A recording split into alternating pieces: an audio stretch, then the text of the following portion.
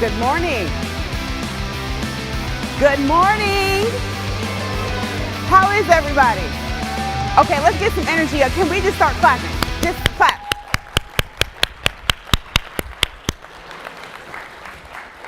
Is everybody excited to be here? Me too, me too. I've had a chance to meet a lot of you yesterday. Apparently, I thought we were axe throwing. We were not. Glad you all came to the reception. It was amazing. We hope that you enjoyed the first few days of the full conference, and we have another today and tomorrow for us to get through, so I'm excited. Please don't forget today as we go through our general sessions to use the CVent mobile app. Check out the latest programs and the updates. The session surveys are also going to be at the bottom of the app for each session that you have included on your screen. When you share your feedback, it helps DRJ to know the types of content that matters to you, so please continue to share that.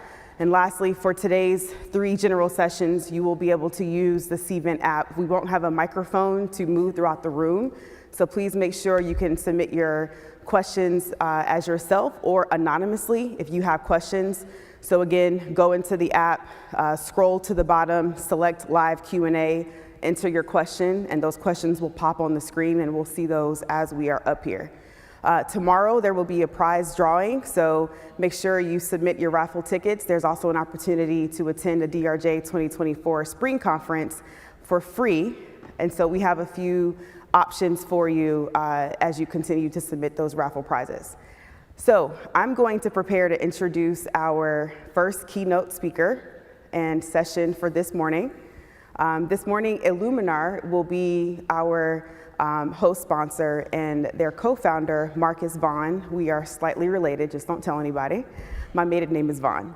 And so he's going to be leading a panel discussion and a microsimulation on diversity, equity, inclusion, and belonging. So before I call Marcus up, just to give you a brief introduction, Marcus is the co-founder and chief growth officer at Illuminar. He has a decade of experience in the risk and resilience field, working with organizations across all industries and all sectors to drive awareness and engagement in risk and resilience programs. He's super passionate, he's a great guy, has a great accent, and I'm very excited to have him here. Marcus, welcome to the stage. Thank you, Vanessa.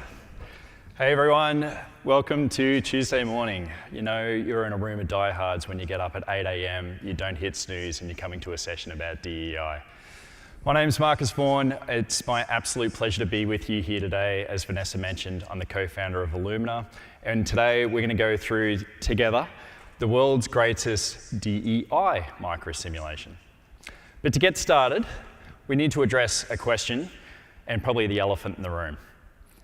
Why are we talking about diversity, equity, and inclusion? And why is there a middle-aged white guy on stage talking about, or trying to mansplain potentially, DEI? And just to round that out, he's a vendor. Like, are you kidding me? So I'm going to be brutally honest with you guys. A few times through preparing for this presentation, I did turn to my team and said, have I actually bitten off more than I can chew? Yes. Fact. Answer, yes. So I don't have all the answers for DEI. Be brutally open, very honest, very transparent. But I have the willingness to take the first steps on a journey. And it has been a journey. It's been a very challenging journey, right up to yesterday. And we'll talk through this when we get into the panel discussion around preparing for this particular session. DEI is something that has been very close to my heart, though, as a person and as a tech co-founder. So anyone that has had anything to do with Illumina before knows that Josh, my co-founder, and I are absolutely passionate about culture, and that's driven by our values. And one of our values is to walk in others' shoes, and it's around having an open mind to understanding and embrace others. Now, we work within a community. Our partners, our customers, it's a community, it's a society, and it's a very diverse one.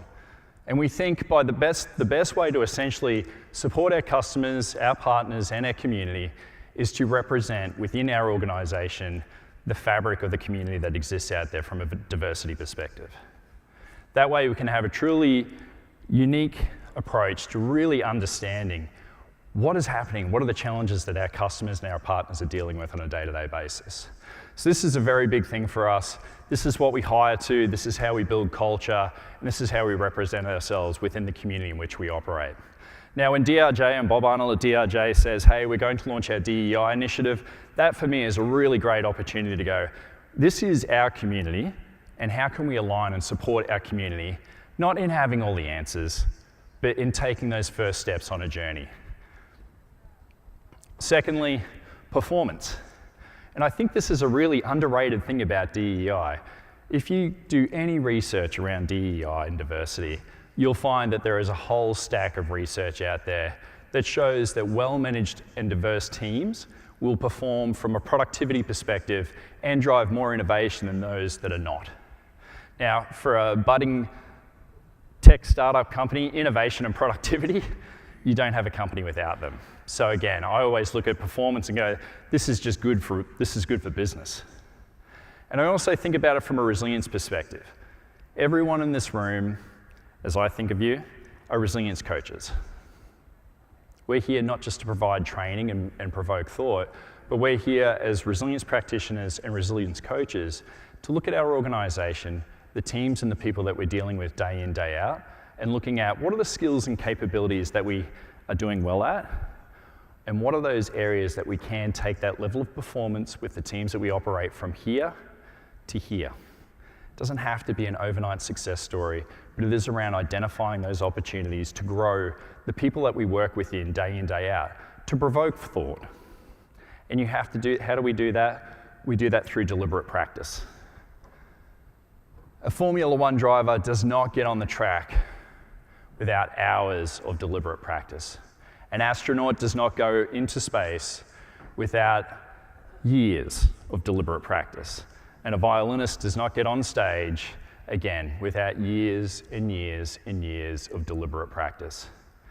And so as resilience coaches, today for us is around taking some time out to spend some time on some deliberate practice on an area that we might not all be 10 out of 10 from a maturity perspective on yet. This is around a journey. Now, how do we get deliberate practice in the resilience profession? One way that I know how, that I've spent most of my life dedicated to now, is simulations. We all love a simulation. Experiential learning at its absolute best. You retain 70% of the knowledge that you drive when you actually put into practice something that you're learning. So today's session is not just about me standing on stage trying to teach you about DEI. Absolutely not. No. We're going to run micro simulations today. We're going to challenge the thought in the room, challenge our own thoughts. Like I said before, it's been very challenging for me, but it has helped me grow as a person and as a resilience professional. And today we're going to run through 3 micro simulations, and through that practice, the way that this will run is we'll run a micro simulation, a QR code is going to come up on screen, point your phone and camera at the QR code, it's going to take you into a little drop-down menu. You'll be able to select the response. Everything's anonymous, don't worry. We're all here to fail in a safe space together, like me. We're going to go through the answers, we're going to have a panel discussion about that and open up conversation with that. Towards the end of the session, we have kept some time aside for Q&A.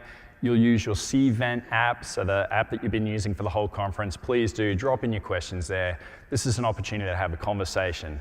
Like I said, we don't have all the answers here. We have an opportunity to take the first steps on a journey together.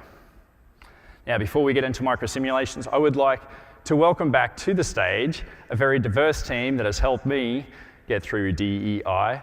Vanessa Vaughan Matthews of Asphalis Advisory. Someone we all know and love. James Green from Illuminate Advisory. And Lisa Jones in the house from Risk Control. Control Risk, sorry. All right, well, we might roll into the first micro simulation. So strap in for the ride and start watching our first micro simulation on DEI. Let's roll. A global training organization is under fire for allegedly discriminating against employees with disabilities by forcing them to return to the office, despite the shift to remote work arrangements. This decision has had a significant impact on their well-being and job performance, leading to decreased productivity and quality of work. The decision to reverse the progress made towards inclusion and accessibility has placed the organization at risk of legal action and could have detrimental impacts to the company's reputation and bottom line. Stay tuned for further updates as the situation unfolds. All right, now this is where it gets interactive. So get the phone out of your pocket if you haven't already. This is the one session today where you're not going to get blasted for using your phone halfway through the session. Please do scan the code. You're going to give a couple of options there. And the question that's come up is, does your current resilience program consider duty of care if there are no floor wardens available to assist evacuation? Now, this is an objective question, really just looking at the big push that may or may not be happening within your workforces at the moment to return to work. It is a way to look at just one very basic element of, if not everyone's back at work yet, are we prepared for that if we're somewhere halfway between?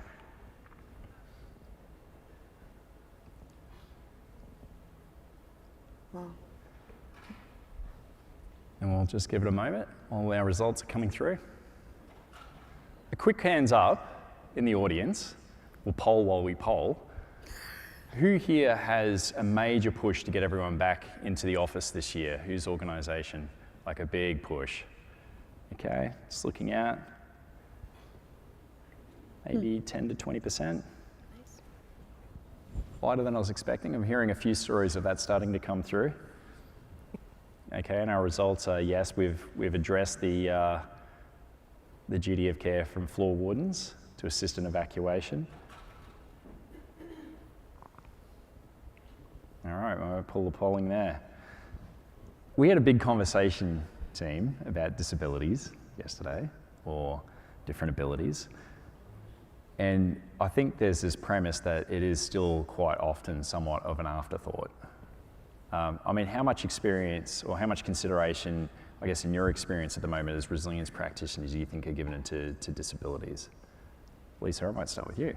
So, from past experience of working in an organization, we did take into account some disabilities, but I think as we look at the landscape, the ones that we see, we talk about, you know, is there physical disabilities, hearing impaired, is there sight disabilities? Those things are easy to identify in a person. Mm-hmm. But what about those unseen disabilities that we don't always see? Mental disabilities. We don't take those things into account. I don't think I've ever thought about it. When we were talking about this, just in our conversation, I was like, wait a minute, I don't think I've ever thought about that. I've had a colleague tell me one time who was hearing impaired, when they would do the fire drills in her office, she would always be left behind. And her coworker said to her, "Oh, I just thought you were just so involved in your work. I didn't realize that you did not hear the fire alarm." So I think for us, particularly with confidentiality, we don't always know. You know, people don't have to share if they have a disability. HR might know. They do ask those questions, but legally, you know, you can't tell the whole organization. So how do you address that when you're talking about planning? James? Yeah, absolutely. Like Lisa said, the four of us have had so many conversations the last few weeks where I've been taking notes for myself. I never thought of this, or I should have looked at this from another angle. And regarding your first question, so I've been in the profession 15 years. This conversation has been brought up as a practitioner once at a company I worked at, and as a consultant, never. So it's very rarely brought up to me, and honestly, I've never brought it up myself. So yeah, I don't think we're having those conversations enough when it comes to this. Yeah, I think I'd probably mirror that. I think we've had that request once from a government agency client, and that is it. We've never had that asked from our technology as well. It's like, does this take into account, I guess, a variety of abilities and disabilities? Mm-hmm. So certainly, Lisa? Yeah, and I just wanted to bring up a point that I found fascinating. So the Economic Innovation Group back in October 2022 said remote working is enabling higher employment among disabled workers, which surpassed pre-pandemic levels. They said 3.5% growth in the ages of 25 to 24-year-olds were able to get jobs during the pandemic working remotely. So we can't say that this is an outlier. We do have to be proactive about this. So I think that was the aha moment for me to think about, well, what were they doing before that? And it's because of the challenges of ADA requirements for buildings, because of not being able to truly work in an office setting. So now that we're asking people to come back to work, we really got to be cognizant about that. Yeah, which drives another talent crunch that we're already struggling with. Correct. God, I don't need recruitment to get any harder, that's for sure. Vanessa? Same. I've been in the Homeland Security emergency management space for 15 years. I've owned my business now. October will be our 9th year in business. I've never had a customer ask, but also what we talked about yesterday is I've never asked, right? We have one customer who is operating in Mexico, so we took the initiative to hire someone that was bilingual. We now have someone on our team who speaks in sign because her children are deaf. So now I think we're better positioned to ask better questions, but I think that we've lacked the awareness. Coupled to some stats that Lisa shared, the US Census did a study in December of 2022. They sent it to 1 million people, 70,000 people responded. And what I thought was interesting is that 59% of deaf evacuees post-disaster report that they never get to go back home. So just like it's almost 60% of 70,000 people. 70% of deaf people who were evacuated reported living in an unsanitary condition, so no water, no electricity, post-disaster. And then more than 74% of evacuees are unable to walk, who are unable to walk, reported not having access to food post-disaster. And so when we think about it from the context of resilience, I think it's important because we influence policies or decisions that impact communities that we don't understand or that we don't represent, but we don't understand the impacts of those decisions or sitting at a table speaking up or not speaking up about these diverse populations. And so I think that it matters, but unfortunately, like we learned, we haven't been asking either. Yeah, 100%. And why is this the case? Why is disability still an afterthought, James? I think we all operate in a world in our own bubble. And so we were talking about the things that are known. If you have a family member who's affected by something, then you're very aware of that and you're in tune to that. And if it's not, a lot of people aren't ignorant due to malicious reasons, they're not thinking about it. But like Lisa said, the world has changed. Prior to COVID, you had a lot of people who weren't able to work in a traditional retail environment or service or manufacturing or 9 to 5.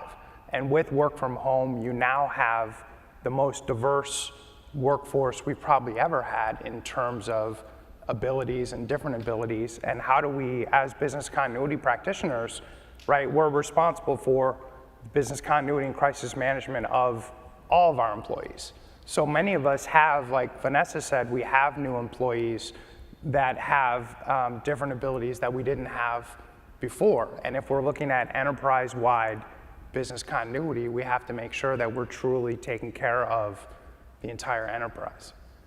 So I have a question. Raise your hand if you watched the Super Bowl. Okay. Raise your hand if you saw the first deaf woman perform at the Super Bowl. So I learned, like, within the past week that at the 2023 Super Bowl, literally the first female deaf woman performed at the Super Bowl, but it was not advertised live. So how many millions of people watched the Super Bowl? Millions. So it's great that she was invited, but literally, if you were able to see her, you had to stream it through another avenue, and you didn't have the convenience of flipping on your TV and watching it live. So I think it continues to perpetuate the story and probably the experience that our different ability community has, where I'm sidelined. Nobody wants, I mean, you know, I want a ring too, but I don't want to be on the sideline to get the ring. I'm trying to be in the game. So that's a big difference of how many people watch the Super Bowl, but maybe less than 5 hands actually saw that performance. It was an inconvenient way to have that experience. Yeah, fascinating. Lisa, anything you want to add? No, I disagree with Vanessa. I always agree with Vanessa. Always. Okay, so question for all of us in this room, like when and how do we start that conversation about disabilities and resilience with the organizations we're operating in? And I want to be cognizant that, again, when we talk about disabilities, particularly in our organizations, that information is confidential. I mean, we can't just say, "Are you disabled? You know, this isn't you." No, you can't do that. But in the same vein, if we just take the time to, A, be cognizant of it, you know, have the conversations, put things in place. I mean, I understand that most of us in this room are not the true decision makers. We only help to influence those decisions, and that's our job, is to help influence decisions. We may not be in the executive suite, but when we do have the ear of our leaders, that's our job, is to just make people aware, give them the facts, allow them to make those decisions. In the end, all of this conversation about D&I, it really is about the continuity of people.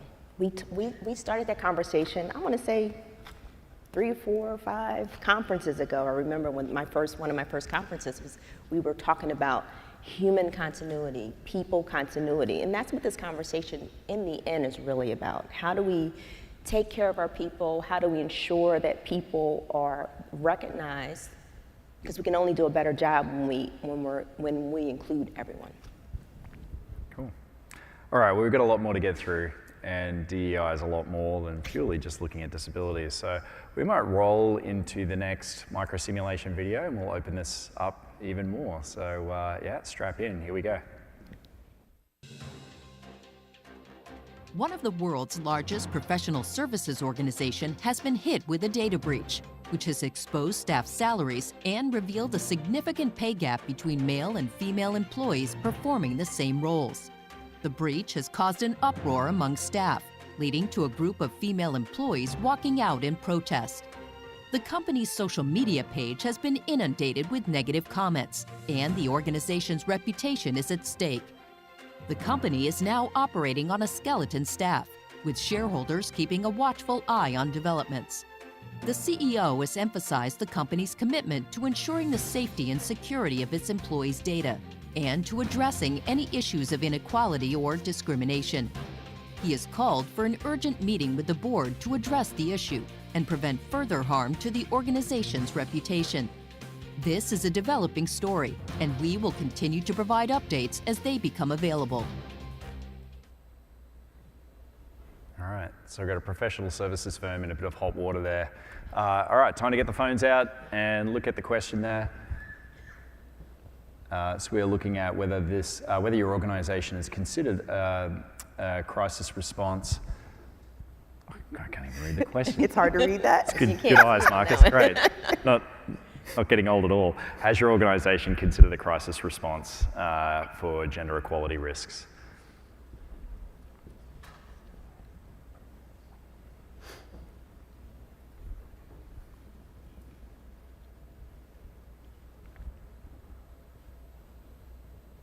Here we go. Lots of little purple dots.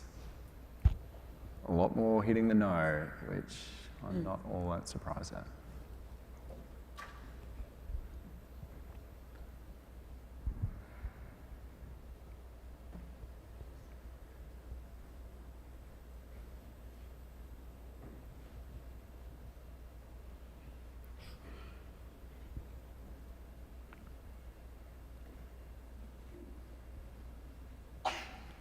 Whilst that's polling through, we might get into a conversation about gender.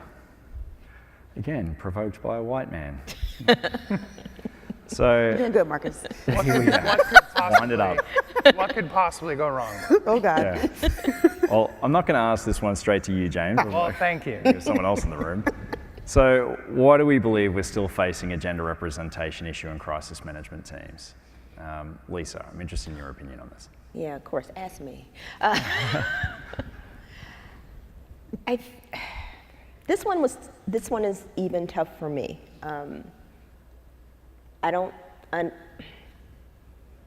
Backtrack. It's a constant concern, something that all organizations are facing. We already know that we've been talking about gender equality, pay equity, since the 70s, 80s, and it's 2023, and women are still getting paid 80 cents on the dollar. Minority women maybe 40 to 60 cents on the dollar, possibly. So it almost feels like it's something that overwhelms people that they can't even deal with it. I think from our perspective as practitioners, regardless of how we feel about this topic, there's still a need to truly consider how we would handle something like this in our organization. I mean, this is a real thing that has happened.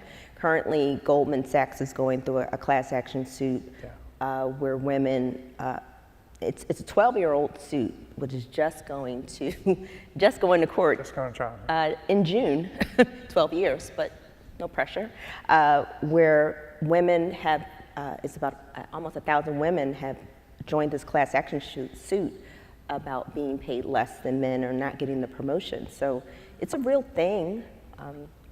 It may not be advertised, it may not be something that we consider, but again, now we know more. How will we address this? Vanessa? What was the question again? Why do you think we're still facing a gender representation issue in crisis management teams in particular? Well, I think it's, like with a lot of things, it's because we're underrepresented.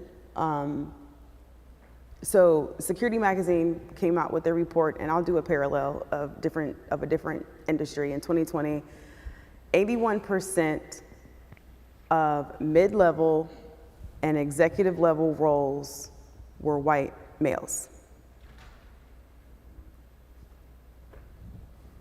81%. In 2020, representation increased for gender by 14%. 1% of an increase was for race and ethnicity, which basically tells you that the 14% were not Black, Indigenous, people of color. So if 81%, just in the security industry, and it's a parallel industry, we all work with security teams, if 81% of that population of managers and senior executives who make decisions, who make hiring decisions, who determine how much we get paid, who hold the social capital, then it's a no-brainer as to why we're underrepresented, right? So we talked about this yesterday.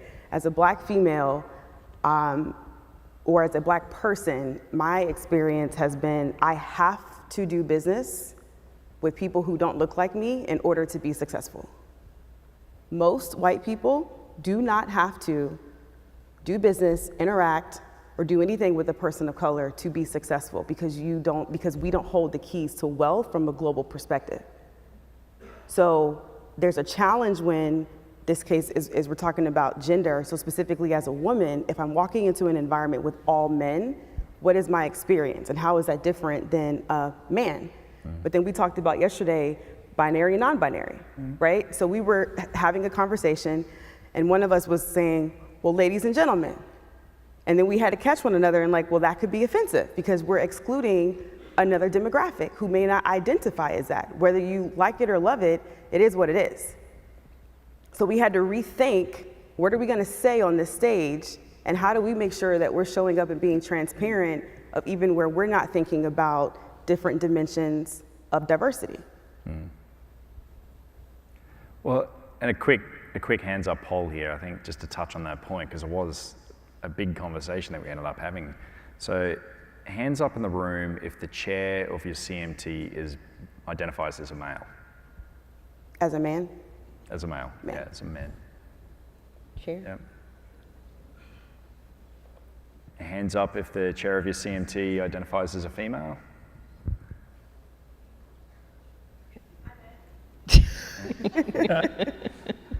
And then hands up if the chair of your CMT identifies as non-binary. Okay. No hands. I think it's 0. So, and we've got obviously an imbalance there. I guess that's, an indicator of the, diversity issue that we're facing even within the CMT, which is representative of how we might tackle a problem when a professional services firm, if we're that, are facing that gender equality issue from a salary perspective. Yeah, I want to go back to the microsim because I think one of the best ways to eliminate pay inequality is compensation transparency. You know, the National Labor Relations Board in the United States has repeatedly ruled that employees are allowed to discuss pay with each other, that they cannot be penalized for that, but we continue to see lawsuits where I share my salary information with Vanessa, we find out there's a disparity, I get in trouble, I get written up. You see a lot of employee handbooks where it says you cannot discuss pay. That's illegal. And one way we can kind of eliminate that, I find the clients I work with, the more transparent the company is with salary bands and where people are in those bands, the closer they are equality across the board. And then to Vanessa's point, certainly most organizations, our crisis management team is a reflection, if not exactly, our management team. So the CMT looks like management, and if management is all a certain way, if you have, let's be honest, we were talking about this yesterday, my wife experiences this all the time. She's in the C-suite, she's head of HR, that's diversity for companies. So it's 5 white gentlemen, it's 1 white woman, and okay, we have diversity on our executive team. And you see that reflection in crisis management teams. So CMTs to me are typically a reflection of an organization's management. So as we continue to have those disparities and that lack of representation in management, you have that lack of representation in crisis management. And I think that's a real problem for organizations because when you don't have diversity representation, you don't have diversity of thought. And during a crisis, I don't want, as much as my ego might, have 10 James Greens all in the room. We've all got the same ideas, right? And we all have the same answer to the same problem. I need diversity of thought when we're on that bridge at 3 in the morning trying to figure out the next pandemic or whatever it is. So I need different solutions, I need different answers. You only get that when you have diversity of thought and diversity of representation on that crisis management team. I don't know, James. I think 10 Jameses on a crisis management team would be great. I think that would be a crisis in on itself, honestly. So. But I just wanted to, I agree with you on the fact that, you know, that group think is something that hinders most organizations. We saw through the pandemic, the teams that the organizations that thought outside the box, that were able to pivot, are those teams that had that diverse thought process. So no different than us, we need to, you know, we can only grow by having those diverse thoughts. Yeah. So I want to touch on something that James talked about, because you talked about senior leadership and, you know, our corporate boards, our C-suite, the tier below the C-suite, and then the middle management, and then there's entry level. So there's oftentimes companies that talk about their recruitment efforts for diverse talent at an entry level perspective, and that's great. Maybe it'll help from a sustainability perspective, but what happens is that they're hitting a barrier and a wall because everything above entry level is not a reflection of your diverse workforce. So talk about Goldman Sachs. They made an announcement pre-COVID that they will only approve an IPO if it has a woman on its board. So here's the question.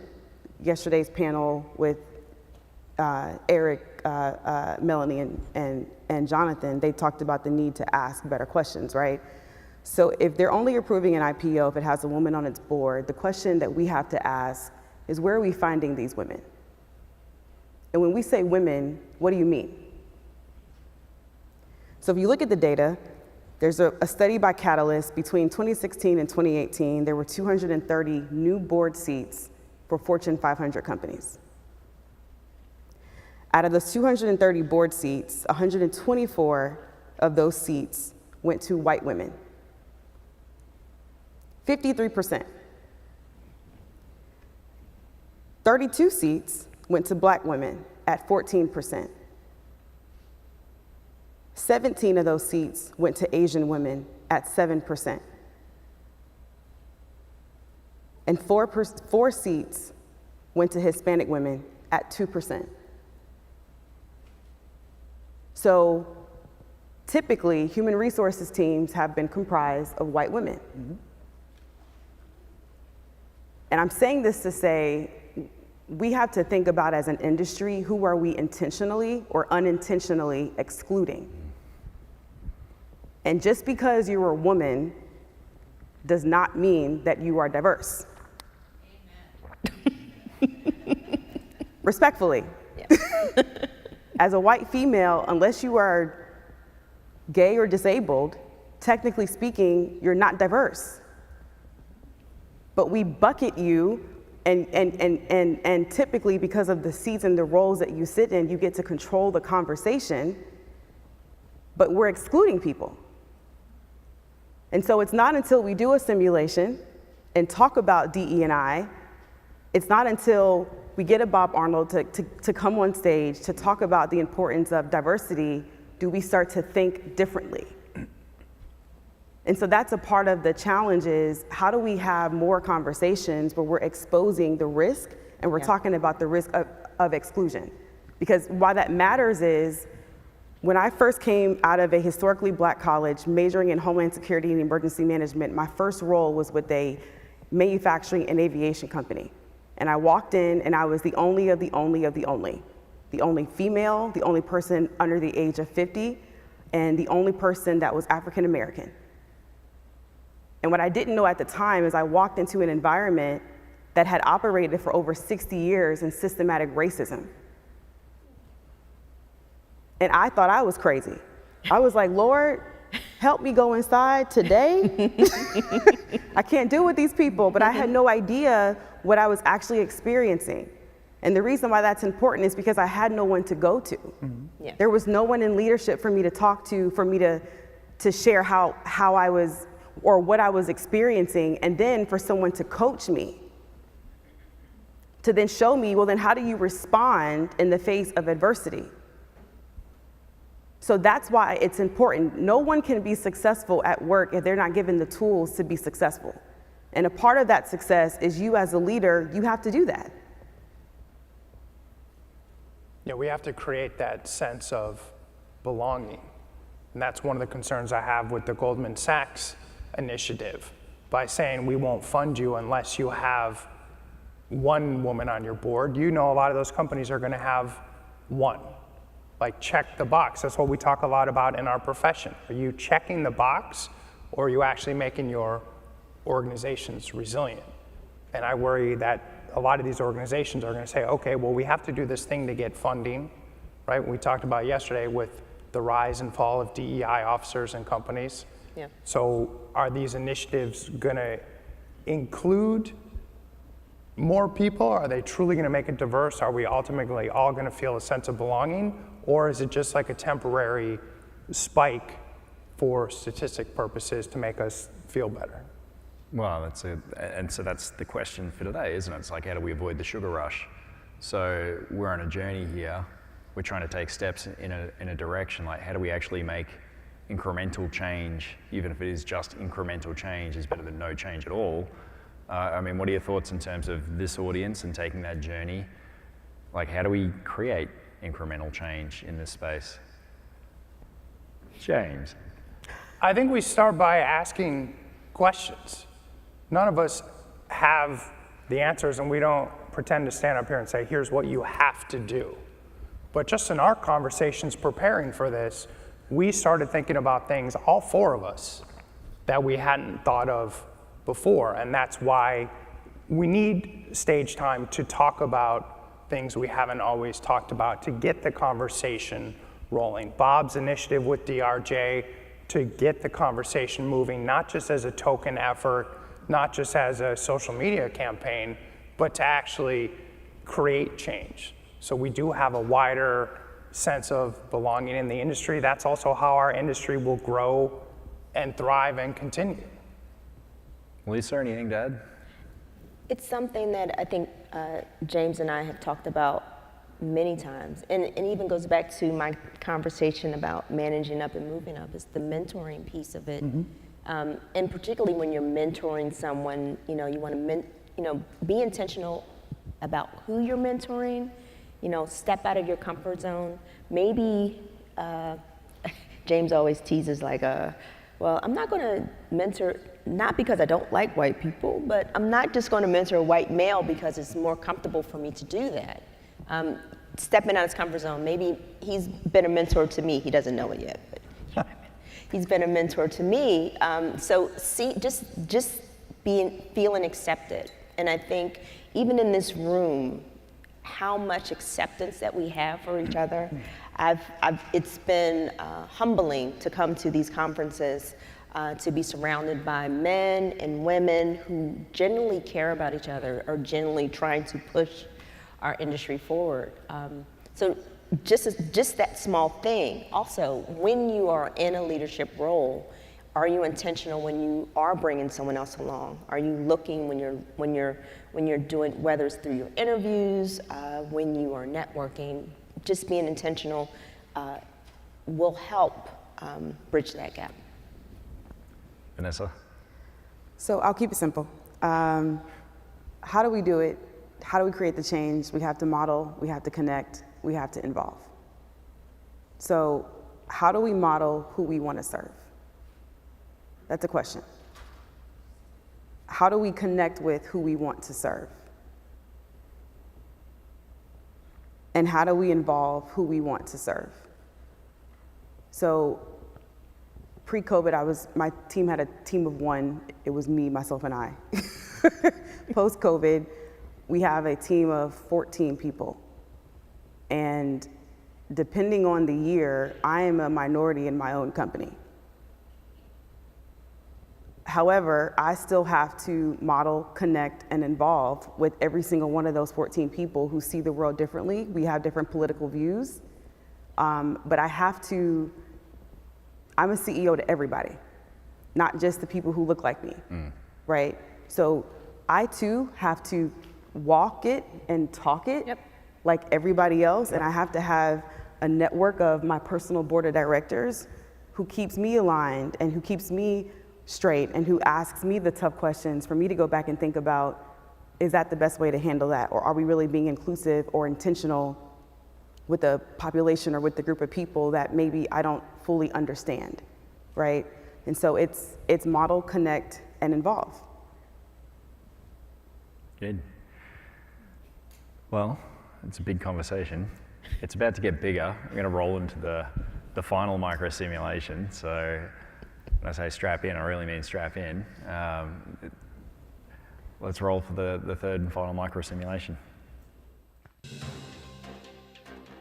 A major crisis is unfolding for a global software provider as their executive team has failed to respond to growing calls to address its racial vilification of 2 employees after they were unduly asked to leave their head office cafe last week. After failing to produce identification, 2 African-American employees were exited from the business head office, despite colleagues providing first-hand testimonial to their right to be there. Crowds of demonstrators continue to grow at the company's head office, with staff reporting an increased level of absenteeism from colleagues nationwide. Stay tuned for further updates as this developing story unfolds. Okay, phones out. Like I said, didn't get any lighter.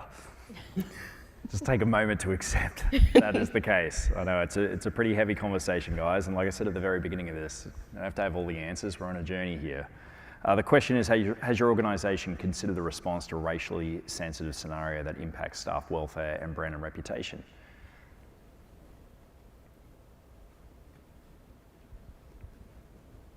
Give everyone a moment to get the phones out, as if they weren't out already. Whilst we're waiting for those results to start filtering through, why do we believe this scenario is so important to simulate? Lisa, you're laughing. Man. So I'm going straight to you. No, don't come to me first. Well, it's important because this is a true story. I mean, when we talked about this, we literally said Starbucks. Everyone goes to Starbucks. I love Starbucks. I live in the city where this happened. I used to go to that Starbucks when I worked in the city. So the fact that this is a real live thing that I never truly thought about, something that I would have to do a crisis management on or to consider. So this is, because it's a true story, we can all relate for our organizations, particularly when it comes to if something was to hurt our brand, how would we respond to that? What would we tell our senior execs when they're trying to mitigate this situation? James? Yeah, what do we always talk about in business continuity and crisis management? We talk about, are you exercising realistic and likely scenarios? And I know it's shocking for the audience, but unfortunately, racial insensitivity at a corporate level happens all the time. The example we used here, like Lisa talked about with a Starbucks, this wasn't a hypothetical. It happens. It has always happened. It continues to happen. Your organization needs to be prepared for any type of contingency in order to be resilient. And we've seen a lot of organizations, unfortunately, when they prepare or respond maybe in a slow manner or a less than thoughtful manner, they make it worse for themselves. A lot of these scenarios that we've talked about, they're just throwing gasoline on the fire, right? With their response, with their lack of sensitivity. And I think it goes back to with the lack of diversity at the management level and in the crisis management level, because you have people responding to an incident or creating policies and they're not fully considering the diversity of their stakeholders, their customers, their shareholders. So, Vanessa? Can you repeat the question? Why do you think this is so important to simulate? But I'm interested, because you do a lot of simulations for organizations. Have you actually been requested as a consultant to simulate something of this sort before? So why I think it's important, I think from everything else, right? From disabilities to gender, what's interesting is race and ethnicity is the #1 leading hate crime. Followed by sexual misconduct, and then thirdly by religion. So those are the 3 buckets that spark a lot of issues from a US perspective. But no, I have never been asked by a customer to simulate a DE&I exercise. I've asked, and they looked at me like I was crazy. But I asked because I know that it's impacting your business, and I know it's impacting your bottom line and your employees' experience. And I worked for a retail company previously, and there was a situation where a customer did not want a particular individual to visit their home to drop off a product. And it was all over the local news, and it was poor negative PR because this particular client of that company, just the way that this person spoke and how rude they were to an employee. And this particular company that I worked for, they handled it well, and they actually told that customer that because of how you've treated our employee, we don't want you as a customer. And so what I love about what you did today is you started with your values And I think that's a conversation that we don't have often enough, is truly real crisis management and real resilience should support the values of the business. And I think we have space in this industry to start holding our companies accountable to what you say your values are. So one of our team members asked me recently, we were working with the customer, and we had to go down the list of our 6 core values because they are the only non-negotiables in our business, period. We fired clients, we fired vendors, we fired team members if you're not in alignment with the values. And this particular person on my team said, how is this client meeting our 6 core values? That was question number 1. And then question number 2 was, how is the Asfalis team aligning to our core values as we support this client? And he had us go down every 6 of those core values to answer that question. And what I loved about it is I created the values. It took me 9 years to figure them out, but I created the values and I wasn't the person who had to lead that conversation. So it's literally the values that drive everything. And I think if we're having more conversations that stem back to what our true values are, then it'll help to elevate this conversation. Yeah. What's the best response you've seen taking into account race in a scenario like that? Anyone got any examples on that? I mean, I think just Starbucks' response was stellar. I mean, they shut down all their stores and did, sensitivity training. Now, that might have been a little late, but again, you got to start somewhere, just like we're starting here. The fact that they apologized to these people, they met with them, really set a tone for me to continue to go to Starbucks and pay the $5 for a coffee, but no shade, but it showed their commitment to not only their customers but to their team members. Owned a mistake. James, anything to add? For me, in general, the best response is one that is a long-term, meaningful response. I'd love, Vanessa, you texted Lisa and I a study that was really surprising, and I think we should talk about that with the D&I, officers and professionals, because it kind of showed me, like, are we doing things temporarily, or are we actually looking to enact meaningful change? Yeah. So there's a study that came out, and I forgot to pull that before I got here, but the gist of it is, post-George Floyd, corporations were making pledges and promises for their commitment to DE&I, Yep. And many rushed to a comment, right? And over time, there's been organizations who have tracked that data and tracked those pledges, right?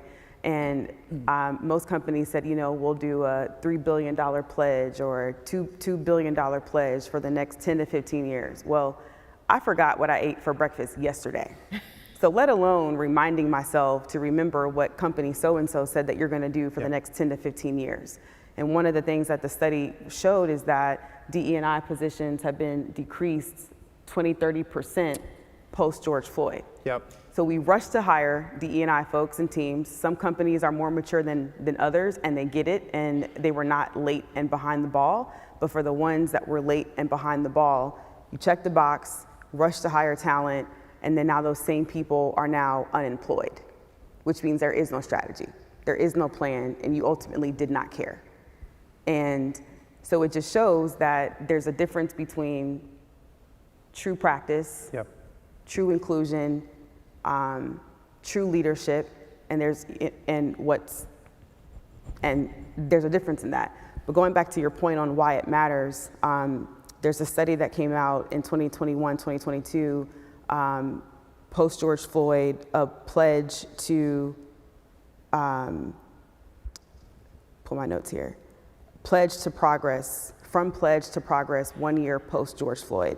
And it talked about employees by ethnicity who had to take authorized time off of work due to racial trauma and systematic racism.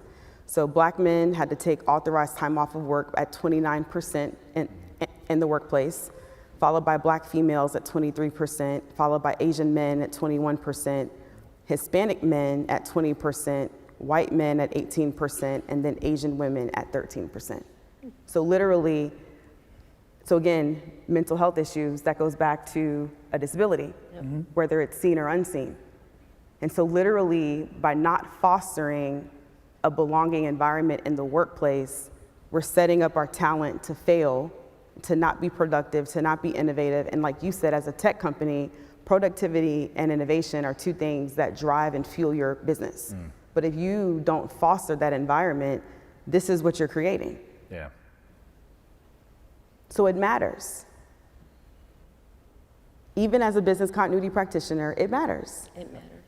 It's unrealistic to think that it doesn't matter. And it's unrealistic to think that it shouldn't be, that we can't be uncomfortable. I never lost weight by being comfortable. So why do we feel like we're any different?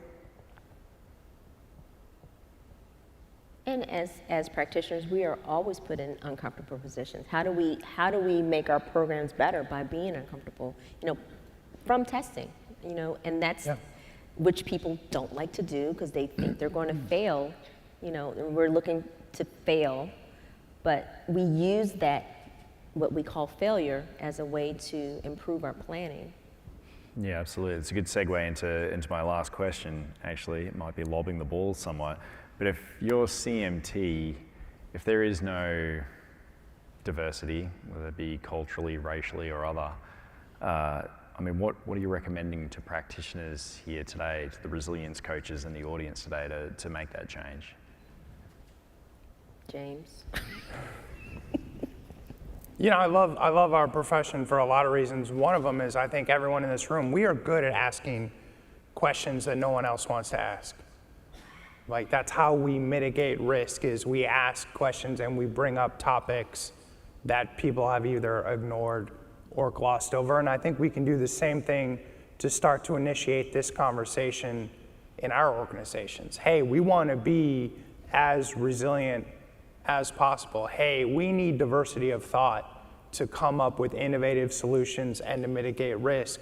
And how are we doing that if our crisis management team, if our business continuity team or policies don't reflect our employee base, our stakeholders, the communities that we're involved in? So we start by just having those conversations with your frontline manager, with the crisis management team. Like Lisa said, we're used to having uncomfortable conversations. Hey, how come my budget is $3? How come I run BC for 5,000 or 100,000 employees? And I can't get a tool. And I can't get a tool, or I can't get a part-time person. I'm So a we're team of used one. to Right. asking questions our managers don't want to hear anyway. So here's another one just There you to go. throw it on there. And it's no different. It's no different in our, in their different ways of thinking when we're doing our planning and for enterprise resilience. It's a culmination of different thought processes. We bring people in from risk. We bring people who know how to do business continuity. We bring people in that know IT. Same thing. We're bringing in people that have different backgrounds, who've had experienced crises in a certain way or a different way that can bring perspective to only mature our programs. It's the same thought process. We are talking about what are some of the special skills that we all have, those specialties that we all have, that we can bring to the table to only make our organizations better. Vanessa, anything final to add before we jump into Q&A? So I think as a practitioner, totally agree in asking questions. We are there to elevate risk. And one way that we do that is by asking questions, right? So I think two that we've already, talked about, who are we intentionally or unintentionally excluding? Who is not at the table that we should have here? And then I think secondly, just because of our setting, raise your hand if you have a vendor who you've hired for your program. Only 5 of us? Okay, all right. So how do we ask our vendors about what they're doing? And how do you start holding people accountable who you buy from? So what I have seen that James has done, especially post George Floyd, which is really how our friendship kind of took off more, he will not get on the panel if everybody on the panel looks like him. Yep. Period. You couldn't pay James Green to do it. Which means he's probably missing out on money. But because of his values and what he believes in, he's made a commitment. Investing in the future of resilience is more about our money. It's about a commitment. So we look at Illuminar. You could have talked about your product for an hour and 15 minutes. Thank you for not doing that. I did microsimulate it. Look, we appreciate it. You silently gave us the value of your product in an hour and 15-minute conversation, but you invited people on this stage who look different than you, who come from different backgrounds. You're from Australia. You have this looks different in your country. Mm-hmm. But you decided to bring in different people to utilize your space and your time to have a different conversation. So it then goes back to, with all the other sponsors and the vendors, what are you doing with the time that you have on this stage? Yep. And who are you promoting? And as a buyer, who are you bringing to the table? I have customers that are adamant about asking us our strategy. I have customers who refuse to buy from companies where everybody looks the same. So you can influence inside of your business, you can influence with your vendors. Yep. Great, love it. Love getting a plug and an answer. That's thank you very much, Vanessa. No, but it's a very valuable point, right? We can't have these conferences without vendors. We don't have our industry without vendors, and we need to use our purchasing power as practitioners to ask vendors, what are you doing about issues that matter to me? That's really important. 100%. Yep. Well, let's roll into Q&A because there are a few questions coming through. First one, how do we stop us versus them to everything DEI? Whew. Yeah, I think one thing for me, one of the goals, the ultimate goals of diversity, equity, and inclusion is to create a sense of belonging. So it shouldn't be, I'm going to have Vanessa instead of James. I'm going to have Marcus instead of Lisa. It's not supposed to be either or. There's all four of us here. There's all the people in the room. So including another person, including another point of view doesn't mean you're excluding. Correct. You're just bringing more people in. There's not a finite like pie where there's only 8 pieces of pie. Oh, okay, I gave, look at me, I've eaten 3, so there's only 5 left. That's not how it should be. So it shouldn't be an us versus them. It's who are the people who are not in the room that we need to bring into the room.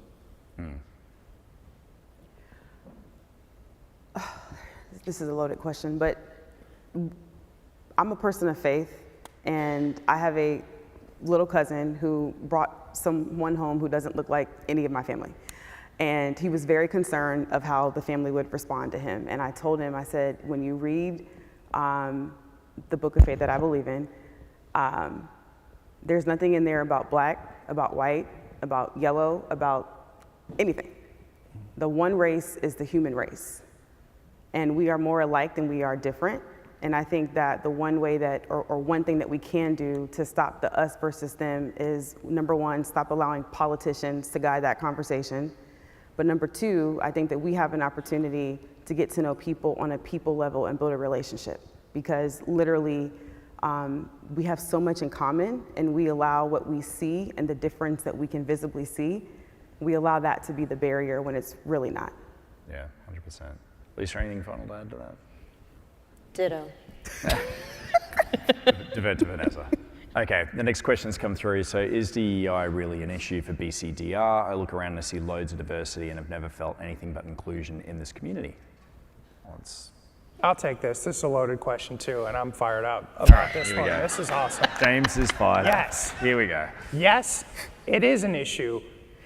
And yes, when you look around this room, you do see diversity, you do see inclusion, because everyone who's in this room, my alarm went off this morning. I was not a happy camper with you, Marcus. It was early. If you're in this session at 8 a.m. and you were out late last night, a few of you, I saw you at the bars. Take one to know one. This exact, hey, if you're in a session on DEI at a business continuity conference at 8 a.m. on a Tuesday, it's important to you.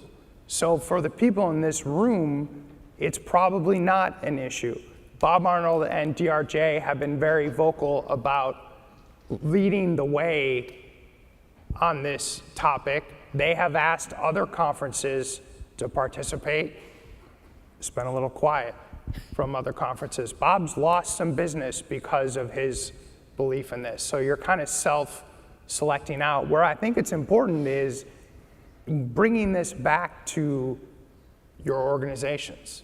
Maybe not all organizations see this as an important issue, and not a lot of organizations see how this leads to the resilience in their organization. So yes, in this room today at this conference, there is a huge amount of inclusion. We do have a sense of community. That's one of the reasons I love DRJ so much, but we've all kind of self-selected into this session today and into this conference this week.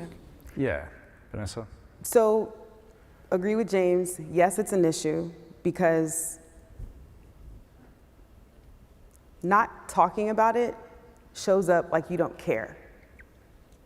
And if you show up like you don't care, then I'm a part of that 29%, 23%, 21% who leave work and take authorized time off for mental health issues because I'm walking into an environment where maybe my leadership doesn't know how to communicate across difference. So yes, it does matter. Just because the role is something different or you might have a technical role, look around your workforce. How often are you talking about that? So for example, when George Floyd was murdered, I've said this before at a previous conference, it was like business as usual. It's like, somebody just got lynched on modern day TV while we're all at home in a pandemic and there's no excuse, we all saw it. So what we're not gonna do is ask me to come back to work and sit in a meeting and have a conversation like this didn't happen. We're gonna talk about this today.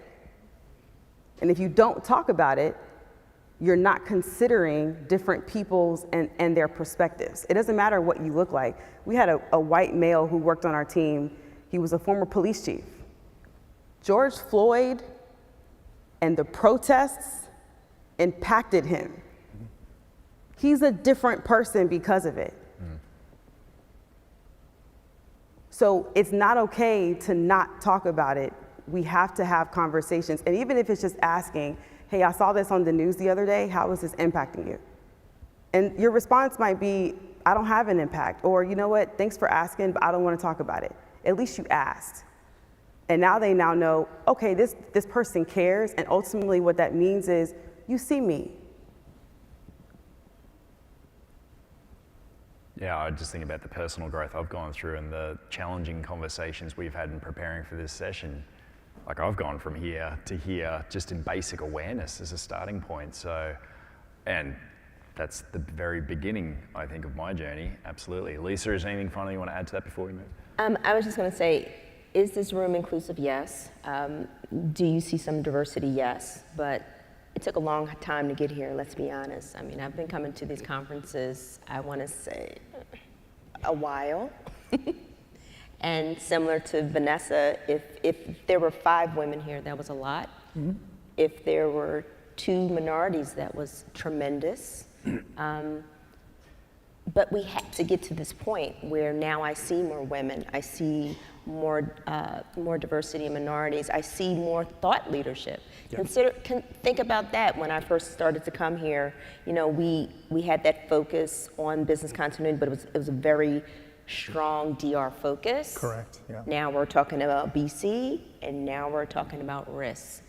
It's a progression that we're including all these conversations. So whether what a person looks like, whether it's the thought leadership, all those different things, it only comes when you have these conversations, when you include people. But make no mistake, when we go back to our organizations, do we reflect the same thing? Again, most of us, I'm not going to say most of us, many of us are teams of one. How does that say diversity, or how does that say inclusiveness? So just something to think about. Good. We have about 3 minutes to answer one last question. I'm really just putting James on notice because he talks a lot. So as resilience professionals, do we have a responsibility to influence HR to ensure inclusivity in the hiring process? Educating people managers about neurodiversity to ensure qualified applicants are not overlooked because they are different. Recruitment, taking it right back to recruitment. Let's get out of the war room for a moment. Any thoughts in terms of our place in that recruitment process? Lisa, I'll start with you. Yes, particularly when it comes, okay, so let's talk about these BC job descriptions that we're writing. We put the kitchen sink in these job descriptions and expect to have someone. First of all, that's a whole nother conversation for another day. I'll put an abstract in for that. But seriously, I think we need, when we are writing job descriptions, the amount of things that could be considered unconscious biases within a job description are as important. Prime example, if we are looking for a security person and we say this man must have, you've already eliminated half the audience.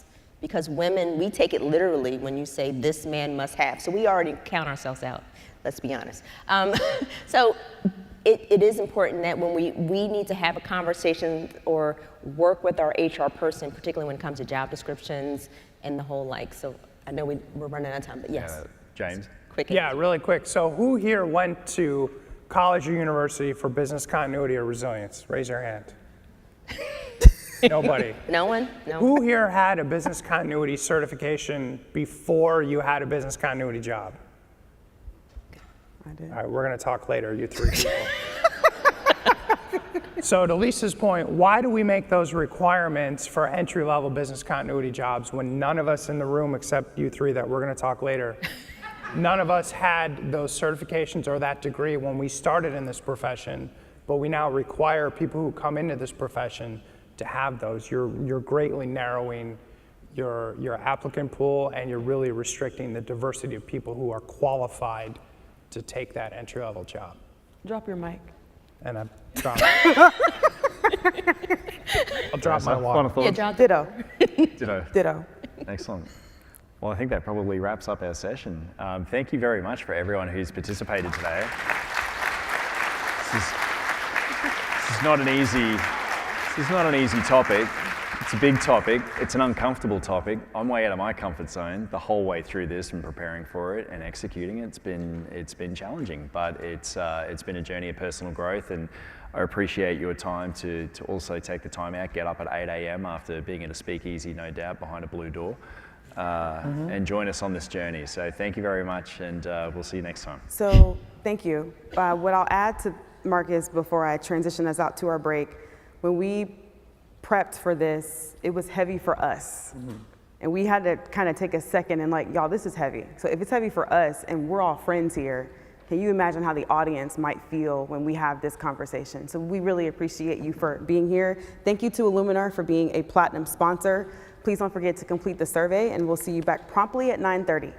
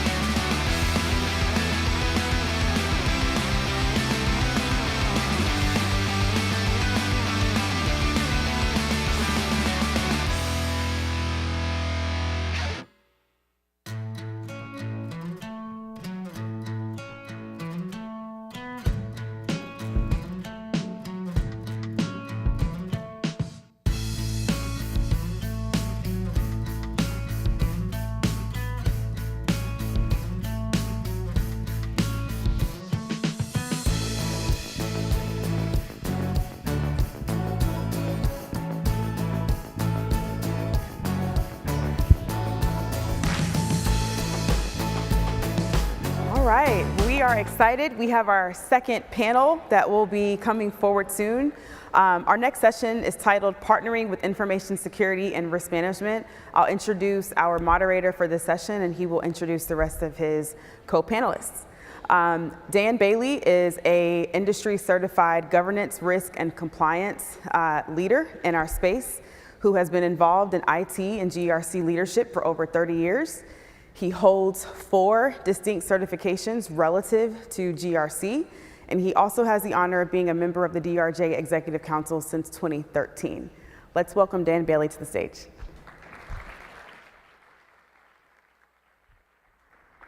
Thank you, Ms. Vanessa. I now have the honor and privilege of introducing the panel. Let's introduce the session here real quick, and then we'll go from there. We're going to be talking with you about partnering with information security and risk management. Maybe a little different than what we've talked about in the past, business continuity, disaster recovery. We're looking at a broader perspective here, which is great. Anybody ever hear the saying, the more things change, the more they stay the same? It's a saying that is maddening at times, but then is comforting at times, right? But a lot of companies, a lot of people still work in silos. That's the more things stay the same kind of a perspective, right? We all likely know, we've likely experienced, which is why we know that this can create chaos in a crisis situation. Unfortunately, this is uncomfortably compounded during a cyber attack, and that's why we want to really bring forward perspectives on an integration between information security and risk management in general. So my distinct privilege to introduce our panelists this morning, Paula Fontana, Jordan Crotty, and Rich Cocciara. So, all right. And I'm going to allow them the opportunity to introduce themselves because I don't think I could do them justice for themselves. So welcome, panelists. Thanks. All right, Paula, if you don't mind, just a quick, maybe an opportunity to introduce Absolutely. yourself. So good morning, everyone. I am Paula Fontana. I am the Global VP of Marketing for Illuminator. And I have close connection to this topic in that I've spent my career really working across cross-functional teams. So I was actually a part of IT as a part of my career. I've worked deeply in operations, I've led product teams, and so this topic is very near and dear to my heart. Great, thank you, Paula. Jordan. Thanks, Dan. So Jordan Crotty, I've been in this industry 18 years now, my 3rd time on the stage at DRJ, so DRJ has been good to me, I appreciate that. I'm currently Director of Business Resiliency and IT Risk at Federal Home Loan Banks. And as you can imagine, we're quite busy right now, but in a good way. And happy to be here and happy to be on the panel. All right. Thank you, Jordan. Rich? My name is Rich Cocciara. I spent most of my career in IT risk, 33 years with IBM as their CTO for business resilience, a distinguished engineer for business resilience. After retiring from IBM, I spent quite a bit of time also with the New York City Department of Education as their Chief Information Security Officer. So I made the leap from business continuity, disaster recovery to cybersecurity and moved into that CISO role. New York City Department of Education, if you don't know, is the largest education district in the world, 1.3 million children, 150,000 employees, and 400,000 very active parents. So glad to be here. Excellent. Well, as you can clearly see and tell, we've got some great experience on the panel. We're honored and privileged with the opportunity to just walk and talk through some questions that we've developed. We also want to offer up an opportunity for y'all to ask some questions as well. But we also want to make this interactive. So we've got some live polling questions. If we could put those up on, or those instructions up on the screen. It's the same way you've been doing it through the app on your phones and things along those lines. You'll have an opportunity to respond to the polling questions that we're asking. They're multiple choice. Pick the one that most closely aligns with the right answer for you. And if we could throw that first polling question up there, that would be great. All right, so here we go. First polling question.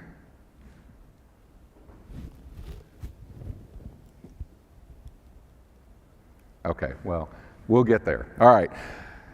So at the end of the day, what we really want and need when it comes to this integration between information security and risk management are three things. We're going to need the ability to partner. And as we talked about as a panel, in our preparation for this, we want to talk about partnering as a verb, not partnering as a noun, if that makes sense to you guys. So there's activity, there's interaction, there's the different things that have to go on there. Another essential element of partnering, which this element can enable success in that partnering capability, is the ability to communicate effectively, if that makes sense. And then what the partnering and the communication then ultimately allows for is integration, which is really the essence of what we're talking about here. So we got some questions. I want the panelists to walk through kind of their answers, experience, et cetera. So we're going to start with Rich. Rich, if you'd kind of walk us through your perspectives on the best strategies for partnering with colleagues who actually may resist collaboration. Yeah, when I took over as the Chief Information Security Officer for the Department of Education, obviously they kind of looked at the world a little differently than we may. They kind of looked at it and said, everything we do has to be geared towards how to improve on the education of our students. So security, business continuity, really not a big deal. I had to find a way to communicate that and to bring those people in. When I first started talking to some of them, they were reluctant. They're like, Rich, this is a tech discussion, we shouldn't have it, we don't really care. I did find the Chief Risk Officer and said to him, what do you see as the big risks that we have to solve? And he said, look, I'm only in legal. I only worry about the legal aspects. So one of the things I started to do was to communicate with him, here are some of the things that would affect you. You have regulatory compliance requirements that we have to meet. I can help you do that. Same thing with the stakeholders, because believe it or not, I had to explain to them that, you know, what their business was. They all thought it's educating students. And I said, no, you make money. And they're like, we don't make money, we get taxes, that's all we get. I said, no, your revenue comes from one area, butts in seats. That's how education makes money. So I said, if we can't teach the students because the systems are unavailable, then therefore you don't get funding from the federal government, so therefore all of your salaries are in jeopardy. As soon as they heard that, the whole conversation changed. Okay? Because again, what I tried to do was to explain to them how it impacted them. It wasn't a technical discussion, it was how do we impact them? So if you're going to try to get to somebody who's reluctant, try to understand what's in it for them. Always what's in it for them, because that's how we all operate as humans. We do things that are going to benefit ourselves. So look for ways in which each individual you talk to is going to have some way of seeing what you're doing as a benefit. If you just go there and you want to hammer them on resilience, it's not going to work. So find your stakeholders, find what interests them, find how it impacts them, and make sure you communicate that impact to them. Excellent. All right. Yeah, Paula. I'm going to echo what you just said about find what's important to your stakeholder. And I think one really profound way of doing that is getting to know them as an individual and spending the time to understand, what drives them, what their fears are, what is it that they're trying to accomplish. I think the other thing that I would add there is, especially as a transplant to the field of resilience, I came from the field of education technology. And as I got to know the domain of risk and resilience, one thing I needed to, especially coming from an IT and product management background where we sort of move fast and break things, and here I am in a realm where we're all about fixing things, right? And so a lot of what I had to do in working with my team is really check myself and check my biases and really challenge myself to think differently and proactively build those bridges with folks that think very differently from me. And so I think as we think about the integration that we're seeing across the disciplines, the integration that we're seeing with the broader business. That is our challenge, that's our opportunity, and I think for us as resilience leaders, as resilience coaches to the broader organization, that is the mission we're on. Yeah, I would say if someone's resistant to working with you, I think it often is because they don't know what your motivation is. They're not sure what you want, what you're trying to achieve, and I think you have to show you're on the same team. So I'm in risk management, I'm in business continuity, wear dual hats. So if I'm working with, say, information security, you know, when I first started getting to know some of the folks on the team, I think they look at you like you're an auditor, and you need to explain, I'm not an auditor, trying to help, and we're trying to be proactive. And if you can get them to understand that, I think it's a big piece of it. And it's always true that there's folks in InfoSec, there's something that they're concerned about that they want to improve, but there's always something they're proud of. So if you're putting together a tabletop or some other simulation, work to tell them, I'm going to highlight what you're proud of. I'm going to make sure everyone hears what's going well, but let's pick out one of the items you'd also want to work on so we can show this is going great, but the second item, hey, we need to put some attention here, and it'll get that executive eyes on it, and it'll help that really show that you have balance and you're trying to help the organization as a whole, and not just, hey, look at me, I'm in risk management and business continuity and I found this issue. It's more of a collaboration, and if you do that over time, they'll realize your motivation, that you're swimming in the same direction as them. Excellent. Thank you, guys. We've got the results from the first polling question. Thanks to everybody who was able to participate here. The best thing about this is there's no right or wrong answers necessarily here. It's good information to have, right? So a strong percentage, strong population of the folks definitely understand your organization's resilience appetite, so that's really good to hear. On the flip side of that, you know, almost 10% say that the organization doesn't have a resilience appetite.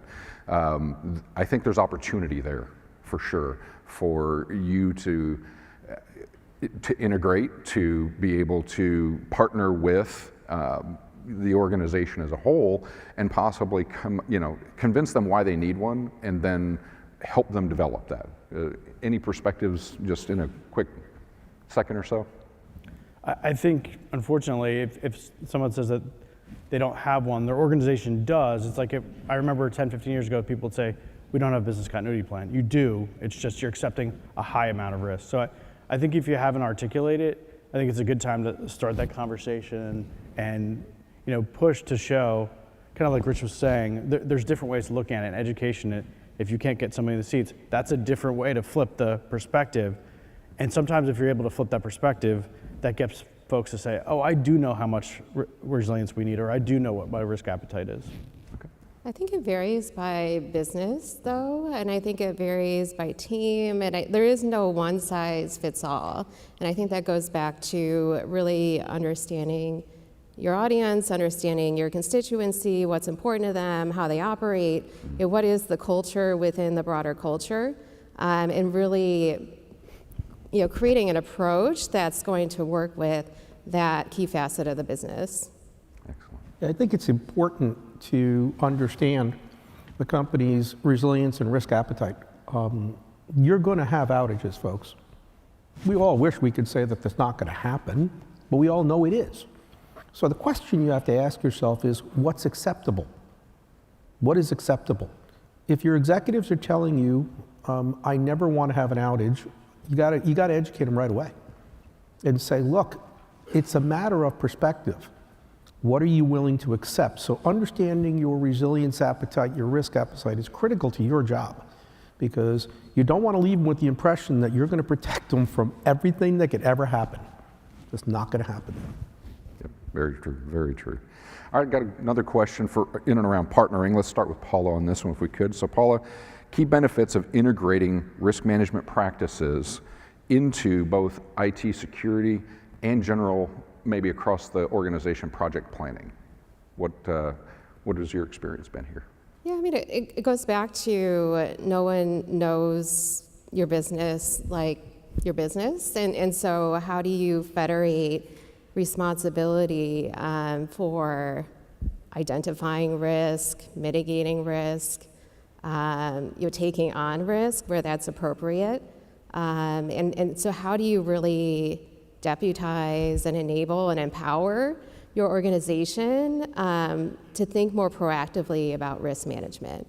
And that can't be done in a silo. I think up until the last several years, I think there was a tendency to operate in those silos. I think one thing that's been so profound to witness is how not only how the world has opened up, but how we've opened up as organizations and really started working together to better understand our risk landscape and integrate that into our business practices. So. This really is what we're doing here in terms of risk and resiliency. It's just great business management and integrating a lot of those practices into business as usual. Yep, Jordan? Yeah, I think anytime, I've had a lot of success where you can get involved in project planning in the beginning of a project and you can raise a flag about a risk that you see about a potential outcome of the project. Anytime you do that early in the project, everyone's going to be happier. No one wants you to raise the flag, in the 11th hour. So I've had success looking at that earlier, so asking to be included earlier. And I found that most folks are actually quite happy to have you involved earlier because they want to hear what your perspective is. And I think in general, if you can get information security to see how you assess risk and what you're trying to do, you can show them, hey, you're actually, whether you think of it or not, or you articulate it this way, you're actually improving your control set. You're have stronger controls now than you did before, and that'll allow them to then tell that story to the executive team. So you could be partnering with them to say, hey, you're already doing this, let's just document it and show everyone how you're doing it and why it's so important and valuable to the organization. Excellent. One of the things that I learned when I took over as a CISO at Department of Education was that the faster we could fail, and I don't know if you've ever heard that term, fail quick. The faster we could identify a risk early in the process, the better off we'll be. I mean, we've all experienced this, right? We've all seen projects that were proposed and you just shake your head and go, that's never gonna work. Well, you need to have a structure that says, look, we need to make sure there are certain things we look at before and set level of expectation, right? How are you going to include the disaster recovery component, the cybersecurity component, the business continuity component, the compliance component, the governance component of every project? You could do them serially, right? That's what they were doing, right? Okay, done with this piece, next part. And then it takes longer and longer. The benefit for looking at it holistically is speed. Right? Get the issues identified up front, get those resolved, then get into the development process of a project, then start to take a look at how can I parallelize things, and at the very end, how am I doing that final security test, business continuity impact, all of it, so that when it goes live, everything's been checked. There is no, okay, now we're going to start on this. Because you know and I know that never happens. Projects go live, and then you never get back to it until you have to.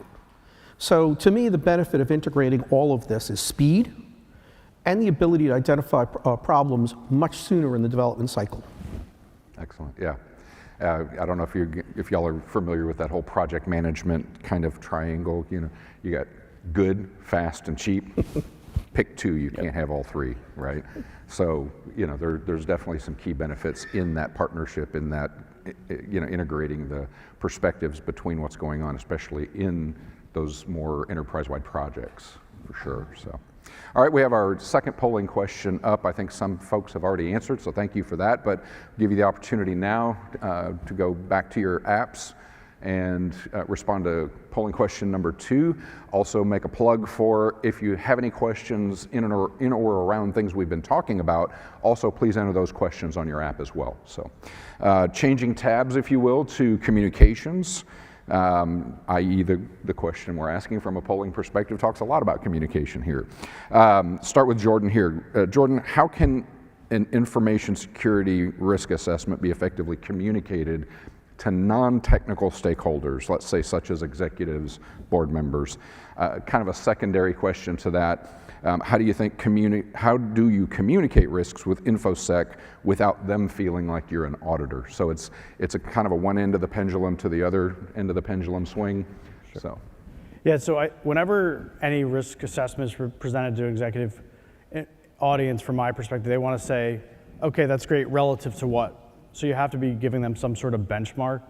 And so that may be, maybe you're doing this against, for information security, NIST or CIS or a standard, which is helpful. But even from there, then they're going to want to say, okay, you know, we're a regional bank. We're not going to be like the CIA, but are we in line with other regional banks? So I think that's important to attempt to do that. I think it's challenging, obviously, if there's, you know, if you have limited budget. But what I would suggest for anyone that's doing that, find the risk person at your organization and say, hey, can you give me a second line of defense perspective on this, so that when I go to the board, I can say, this is my perspective, but I also ran this by risk. And sometimes you'll even get audit to weigh in to an extent. There's always a kind of line there, I know. But having that message go to the board and say, multiple people have looked at this and not just the people who it's their program, is really helpful. If you have the opportunity to go to a third party, even better. But I've seen this done in comparing it to peer organizations. I've seen it done in, you know, high, medium, and low. I've seen it with metals, you know, gold, silver, and bronze. So I think it can be done in many ways, but the key is relative to what. And if you can show relative to what, I think that's really important. And I think you'll get a good response in that way. As far as with audit, again, I think you have to show the result of what I'm doing is not a finding. I'm not going to the board and saying, hey, this is what I found. They need to fix it now. You have to have, as I mentioned earlier, that constructive relationship with whoever it is, but information security is say, we're going to work on this together, and let's set some type of goal to improve this. And maybe you use that benchmark that we talked about. Maybe that allows you to say, I'm going to work with you to improve this benchmark to get us to that next level that we'd all collectively like to be. Excellent. Rich? I completely agree with Jordan. I look at it as understanding your audience. So two perspectives I look at, right? Understanding the audience. When I used to present to my boss, which typically on a weekly basis on the projects that I was working on to improve on total cybersecurity and resilience, that's one thing. Monthly, I would take him through, here is the security posture of the organization. Here's the issues that have popped up, and you know what he's interested in, or he was interested in. He wanted to know, are the systems protected? What are you doing? How are you coming along in the different projects? Quarterly, I would present to the chancellor. Chancellor's a whole different, you know, discussion. You got approximately 5 to 10 minutes with him. That's it. So you better have it net. And so what I would try to do is show him something that I knew that was going to be of interest to him, which was going to be incursions. How many incursions did we prevent? Because that's what he hears about, right? Breaches and things like that. And then do this also, counter it to things that are happening in the market. If another education system had a breach, I would say, look, we stopped 1.3 million, in fact, I remember that 1 month, 1.3 million potential incursions coming in. This other school district didn't do that, and so they had to pay ransomware. So he kind of saw the benefit of what I was doing. Now, it's a little bit of self-preservation, too. I'm looking to get budget later to do the projects I need to do in order to improve on overall resilience. So I'm trying to get buy-in every time I meet with them. And you kind of have to do a little bit of selling every time you're up there at that executive board or whatever, because they're going to eventually ask, why are we spending the money? All right, so you better be able to show them, you spent this money, this is what you got. Excellent. Yeah, again, I couldn't agree more on the point that you just made around providing value. I think providing value is quickly and as frequently as you can. You want to get them to the point where they're coming to you and asking for that perspective proactively, right? And so how can you work together to help them achieve, as we were talking about before, the what's in it for them. I think also thinking about how you can integrate what you do in the field of risk and resilience or crisis management into the fabric of the way they operate. So what tools are they using? What data are they using already? What processes, what do their processes look like? And so how can you sort of insert yourself into their BAU as opposed to requiring them to come to you. It's interesting to see, some of the insight here in terms of, this audience, connecting with these C-level leaders on a quarterly basis. But you always think of risk as a very alive thing, right? Especially after the events of the last several years, where it's a minute-by-minute thing, let alone like a check-in every 3 months. So how can we really bring that to life for our audiences and make it really interesting and engaging? Who said risk has to be boring? This is something that that really is it drives us forward. It also sets us back, but we also learn from that. So I think empowering the business around that broader cycle of learning is one of the most exciting things that we could be doing. No, couldn't agree more. To your point, who says risk has to be boring? My wife. She says risk has to be boring. But then, as a small business owner, I start to talk to her about the different risks and things like that she's facing, and she's like, oh, so. Anybody can get those aha moments, and I'm not putting my wife in a bucket of any sort. She's a creative, right? And that's her business, and so she doesn't think about the things we think of. And she's like, I'm glad you do what you do, right? At the end of the day. And to Rich's point earlier about we only have just a few minutes with these executives, with these C-levels, and I've had a coach because I'm not only in this risk business, I'm a detail-oriented type person. I grew up in data processing and IT, and so everything is about the details, right? At the end of the day, my coach told me to think about an egg when you're frying an egg in a pan, and you've got a lot more of the egg white than you do the yolk. And he says, focus on the yolk. And I thought, I got to always remember that, so maybe that's something that can be beneficial. The results from polling question 2, to Paula's point that she brought up, the majority say quarterly, but the interesting thing is I don't see anything over 50% here, which to me is, from a data analytics perspective, I find that interesting. The annual piece being so high, I definitely think that's even more interesting. To Paula's point that she made, we're almost in an always-on environment at this point. There's so many things that are happening every minute of every day. And that communication element, especially to the C-suite, so that they know what they're facing, what the company's up against. So I find that interesting. But thank you all for participating in that one as well. Communication question number 2. Rich, we'll start back with you on this one. Do you have regular touch-base meetings with either your partners, your stakeholders? And if yes, how often are you doing this? What do you find works best? And then, kind of as a tertiary question, what materials might you be presenting with that? Yeah, I do. I do have regular touch-point meetings. Typically, again, depending upon who. Given that I was CISO, reporting into the CIO, which is, sometimes that's the case in a lot of companies, sometimes it's different.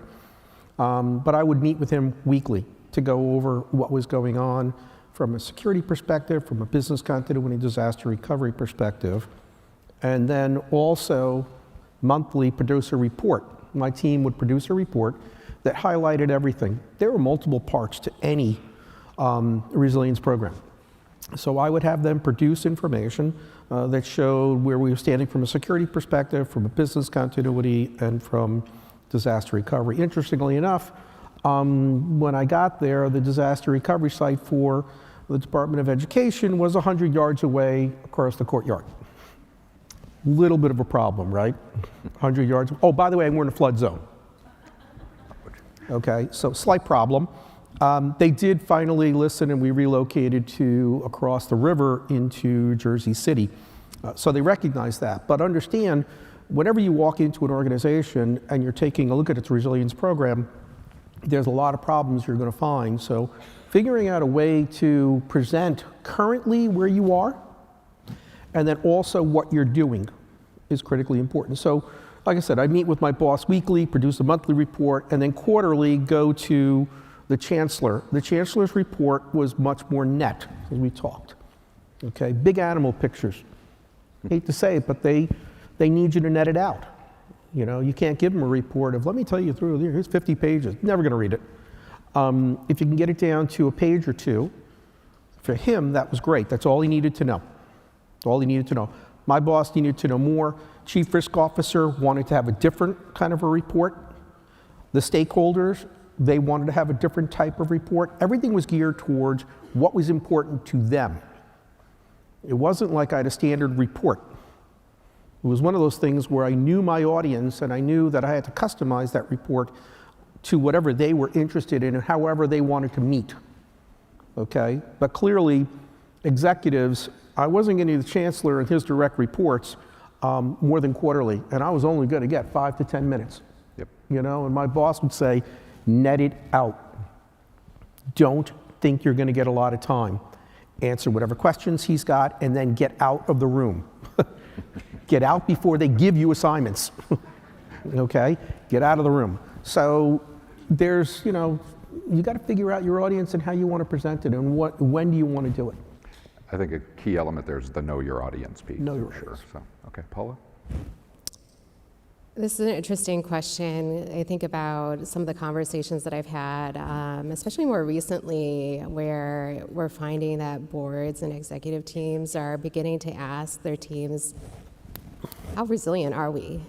And I think that the challenging thing, and in fact, you know, someone I was speaking with just a few months ago, he said, you know, I cannot answer that question until we define for ourselves how resilient do we want to be? And it goes back to that question, the poll that we did around resilience posture, and really communicating our resiliency stance relative to where we want to be aspirationally, right? Like I think there's a tendency in the profession, I know I'm this way as an individual, to be perfect, right? We all are, you know, overachievers, we're the 100% scores, we want everything to be perfect.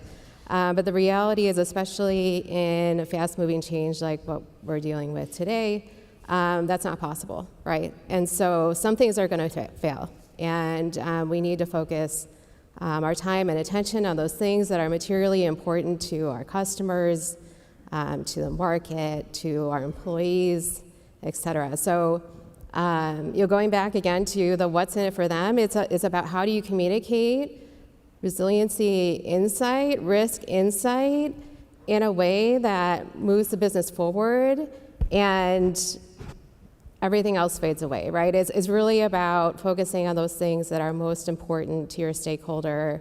And I think that's what we've seen with the advent of operational resilience. Really understanding your customer and then walking it back to, okay, so what do I need to do to ensure that I'm able to continue to deliver that, whether it's an external customer or if it's somebody internal, and really focusing on that. Excellent. Couldn't agree more. And I resemble that remark with regard to the perfection, right? So I have that tendency myself. We should have done a poll on that. We could have. We certainly could have, for sure. Maybe another dropping a nugget of helpfulness here. I had also a different coach. We were talking about perfection and my kind of pursuit of perfection, because I told them, I know I can't be perfect, but I want to pursue perfection. And they just looked at me with this strange look on their face. They said, why would you ever pursue something you can never achieve? Mm-hmm. And the nugget that they gave me was, why don't you change that to a perspective of pursuing excellence? Mm-hmm. Because you can set a bar for excellence, and once you've achieved it, you can raise that bar. But perfection is so far up there, you'll never achieve it. So that is something that if you already know this, and you've got a company that you're working for that might be leaning in that perfection perspective, maybe you can help change that perspective, the culture, things along those lines too. So, okay, good stuff. Did everybody get that one? Okay, I wasn't keeping track, was I? Sorry. All right, we have polling question number 3. Again, I think many of you probably have already answered it. Thank you for that. But it's interesting here, where are you located? Where are you positioned within the organization? This was something we all have some probably similar perspectives on. But it's interesting how differently companies do this. So please answer that polling question again. I'll ask you to think about any questions you might have for us. I think we're going to have a fair amount of time to be able to respond to some of the questions that you might have for us. So integration is our last perspective here that's relative to the topic of how do we bring information security together with risk management? How do we blend it? So by way of the partnership, by way of the communications that we've already talked about, I think that lends itself to the achievement of integration. So Paula, we'll start back with you again. So during a cyber attack, right, how should we, and we'll call this collectively, either as InfoSec, as risk management, or all of the above, how do we integrate work between departments? And secondarily, how would you coordinate with stakeholders relative to an actual recovery event, if we've got that experience? So. Yeah, I mean, it goes back to that idea of empowerment, enablement, equipping the broader business with the context, the capability, and the connectivity that they need to effectively do their jobs. And especially as it relates to responding to a cyber incident, there's a level of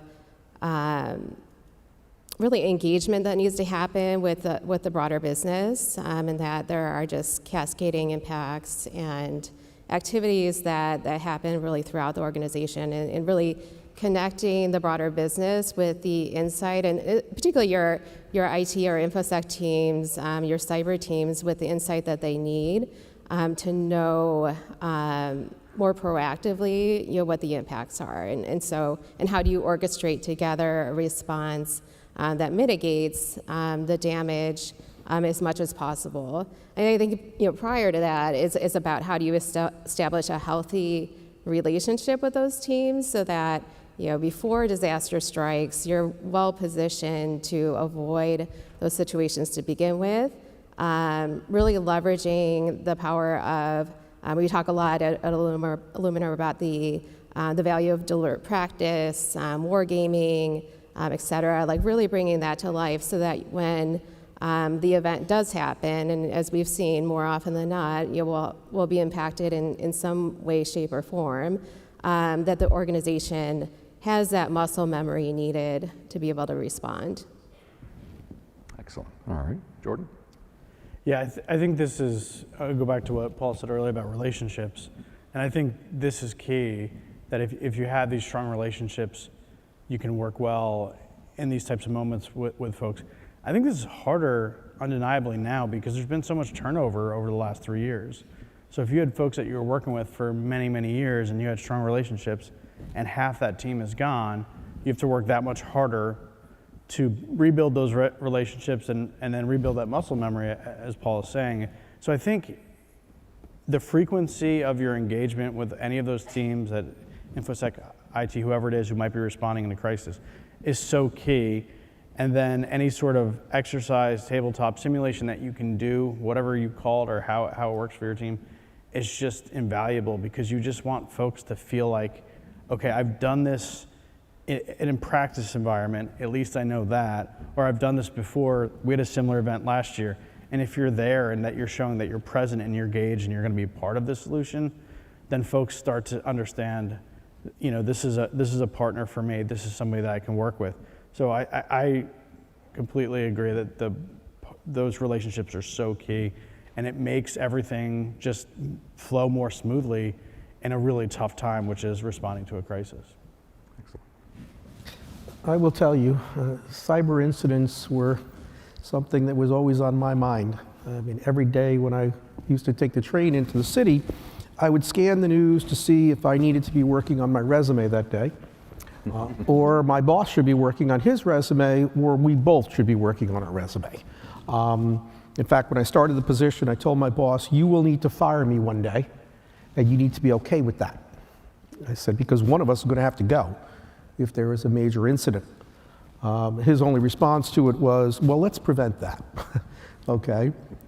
And the way we presented it, and we've talked about it, is those relationships. Creating that incident response plan that made sure everybody knew what their role was going to be in any incident. And we had levels in which communication had to occur. It wasn't like I was briefing the chancellor every time there was a security incident, which we did have. we had a couple of them. You know, we had 32 people who had their payroll stolen. I won't tell you how, other than to say it was their fault, but still, they had their payroll stolen, okay? He wasn't going to get briefed on that. But if there was a level of incursion in which a significant amount of student data was stolen, it would get up to his level. If it was really significant, then I would have to brief not only him, but then go brief the governor's office, okay? So, you know, having the relationships to say, this is what's going on, and having everybody on board. So the chief risk officer knew his role in any kind of cyber incident, okay? The stakeholders knew their roles. The CTO knew his role. Every one of us knew our roles of what we were going to have to do in any kind of an incursion. And the only reason that worked was to make sure that we had those relationships so nobody got defensive. We were all on the same team. Something happened, let's address it. We're on the same team. Our only thing is, how do we protect those kids? How do we protect the teachers? As long as everybody had the same goal in mind, then the communication worked effectively. They accepted every time I would say to them, we need to fix this because it exposes us here. Got it, Rich. What do we got to do next? And I think that communication is critical. But the one thing you should keep in mind, too, is you don't want to come up with that incident response plan during an incident, okay? Have it mapped out well in advance, because the last thing you want to do is be scrambling during an incident. Yeah, absolutely. No, and back to one of the partnership things I think Jordan had mentioned, you know, walking in, they don't know your motives, so you may not know their motives, but in building that effective partnership, in getting to know who they are and what their goals are and things along those lines, then helps with, I think, the results of what we're talking about here. As we've gone through this, Jordan also mentioned something here in this question that made me think about a fourth polling question I now wish we would have asked, especially related to this. He was talking about the turnover specifically and how that has happened so distinctly.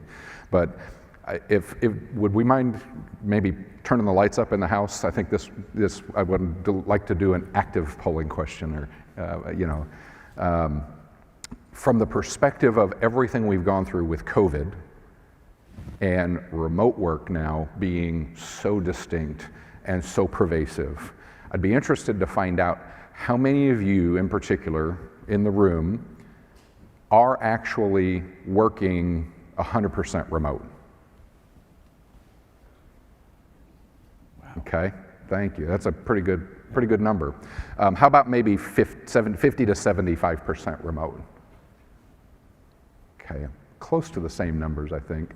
So I'm going to kind of create another question for us in and around this.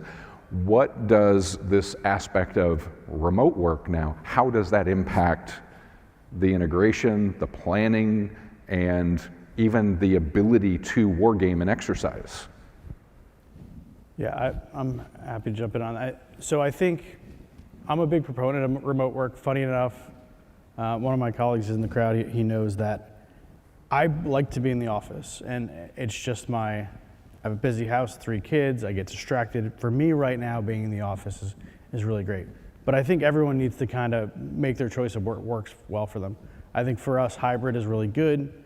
Being in there a few days, it works really well. But what is clear is that since we went to this hybrid environment, folks that we have hired since then have a higher turnover rate. So I don't think my response to that is not, let's pull back hybrid. My response is, how do we manage better to ensure that folks are connected in that way? And I think that has to do with tools. I think that has to do with communication. I think one thing that happens when you're hybrid or folks are fully remote is you need more communication, because it's a lot harder. You don't get those hallway interactions to say, hey, what are you working on? And you can get an update from a peer from another department.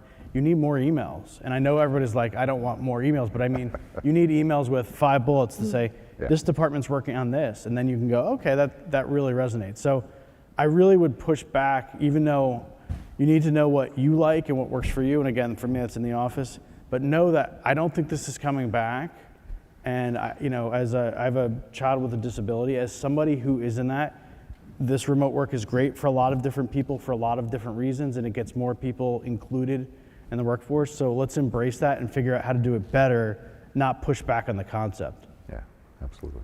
Yeah, I have sort of a unique perspective in that, recently I joined Illuminator, and the majority of the team, especially until recently, is in Australia. And so not only experiencing, sort of remote work, but also a highly distributed workforce, but yet a very collaborative, tight-knit team. And I think a lot of what makes that magic work for us is, of course, I'm a technology vendor, and now I'm going to say, well, you need tools. But I think there is merit to that in that you do need the ability to communicate across time zones, across different patterns of working, different ways of working. And that's one thing that our tool set that we've used, and Josh and Marcus have been very thoughtful in how they've integrated those tool sets into our business processes. But using tools intentionally, not tools for the sake of tools, using tools very intentionally to bring that context, that connectivity, and that capability to life. When you're not all in the same room. And I think establishing those regular rhythms of interaction are also very important. We have very consistent routines in terms of how we connect. We make the time both asynchronously and synchronously. And so just being intentional about how you use technology, how you design your processes to ensure that you're staying in sync as an organization. I like that, using tools intentionally. I'm going to steal that if you don't mind. Rich, any perspectives? Work from home. The last 20 years with IBM, I worked from home. I was very used to it. But it's funny, when you go from private sector to government, you find out that it's not the norm. When COVID hit, I was a CIO for our local county. And I was given a week to create a disaster recovery plan because we were bugging out. A week. There was no work from home strategy. Okay? I'll never forget them saying, how are we going to do this? How are we going to do this? The guys were panicking. I said, calm down. What's on the truck? What's on the truck? Well, we got about 150 of these desktop systems, all-in-ones in the back room. Great. Any wireless connectivity capability? No. Go find some dongles, plug them in. We were able to get about 500 work from home between laptops. I don't know if anybody experienced it. Right as COVID hit, laptops were worth their weight in gold. Couldn't get them. Okay? So you have to come up with your own way of doing it. But more importantly, besides the technology, the whole work from home strategy. How do you explain to somebody who's never worked from home, who's been doing the same job at the same desk for the last 35 years, they're now going to work from home? It's a whole different mindset. Okay. You start to understand there are people who say, I don't have internet at home. You don't have internet? Nope, don't have internet. The ability then of giving them the capability of work from home is one thing, but then you have to explain to them what that means, how to do their job, how to do it remotely. What do you mean, I've got to do my job? I speak to Jordan every day. I can't do my job if I don't talk to Jordan. Calm down, okay? Jordan's only a phone call away. We will set up a virtual room for you. Virtual room. Virtual room for you to work together. Okay? Those are the kinds of issues you face when you're talking about this work from home. So for a lot of us, it's second nature. It's easy, very convenient, as you were saying, right? I can work from home and I can do a lot of different things. But for some people, it's scary. In government, they don't have that. There's no such thing as work from home, really. At least there wasn't. Now there is. But it's a change in a mindset, a radical change in the mindset. I will just say one thing, and that is that the work from home, think about the learn from home. Yeah. We had 1.3 million kids. My proudest achievement is the fact that the architecture that me and my team came up with, resulted in 1.3 million students and 150,000 teachers being able to do their job during COVID with no interruption. Now, we're all resilience professionals, okay? We don't get a lot of wins like that often in our career. So to me, I will take that with me, that is my proudest achievement. 1.3 million kids continue to learn. So when you look at the whole remote work from home, it's learn from home, work from home, it's everything. And you've got to set it up so you can enable your community to do what they've got to do. Okay, thanks, I appreciate that. The results of our third polling question are up, and again, no right or wrong answers, but I do find it interesting. The third line of defense, option D there for internal audit. My hope is that you are an internal auditor and not necessarily a resilience professional.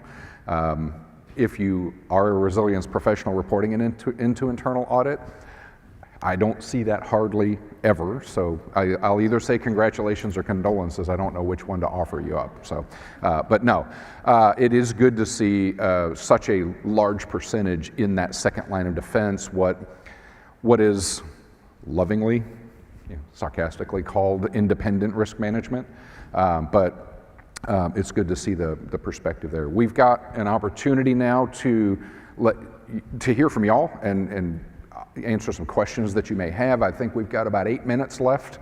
We will get to every one of them that we can. Hopefully the folks with DRJ can maybe get the other questions to us, and what we'll try to do is maybe post up some answers to the questions on the website or something along those lines. So, all right, difference between a risk appetite and a resiliency appetite. Jordan, why don't you take that one? That is a really good question and a very tough one. So on a personal basis, I'm familiar with my organization's risk appetite. I play an input role to creating it. But I will tell you, and I'm sure most people here, is when COVID happened, when other events happened, when this current situation in banking is happening, never do I go, where's the risk appetite? It's just not something that is a operational document. So what I think of personally for the risk appetite, the resilience appetite, risk I think of as more the operational side as far as the organization, and the resiliency is how well you want to be able to adapt to fit within that risk. But I also, to be honest with you, think that these words can be really a difference without a distinction in some ways in some cultures. So I think it depends on the organization. Yes. But I think they're hard. It's something that you should go through. It's helpful having it, but it's hard to define and not always the most usable document. And I think the challenge, because if you do go through that and you create a document that's a good document, if it's not that usable, then it doesn't tend to be kept up to date in a really good way. So that's a challenge for me, I will admit. Okay, all right. How about another question here?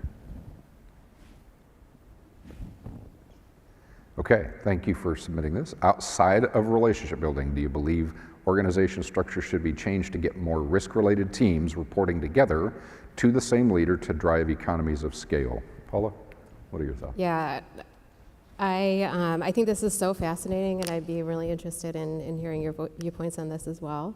But one thing that I've been following closely is in kind of the realm of financial services. They've started integrating risk management into product and services leadership, which I think is a really interesting paradigm, especially coming from a product leadership background. Having someone really embedded in the team to be that scout, right?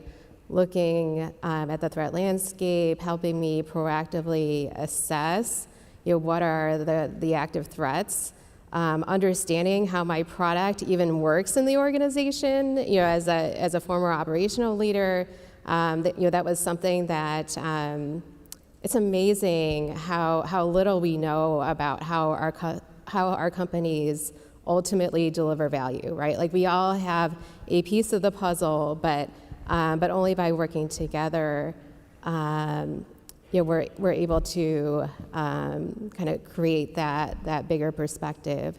And so I think the more that we can integrate, when we talk about that whole idea of us being resilience coaches, right, having that outside-in view to the organization and say, hey, there's a vulnerability here, there's a single point of failure over here, there's an opportunity laying right in our wake, let's go.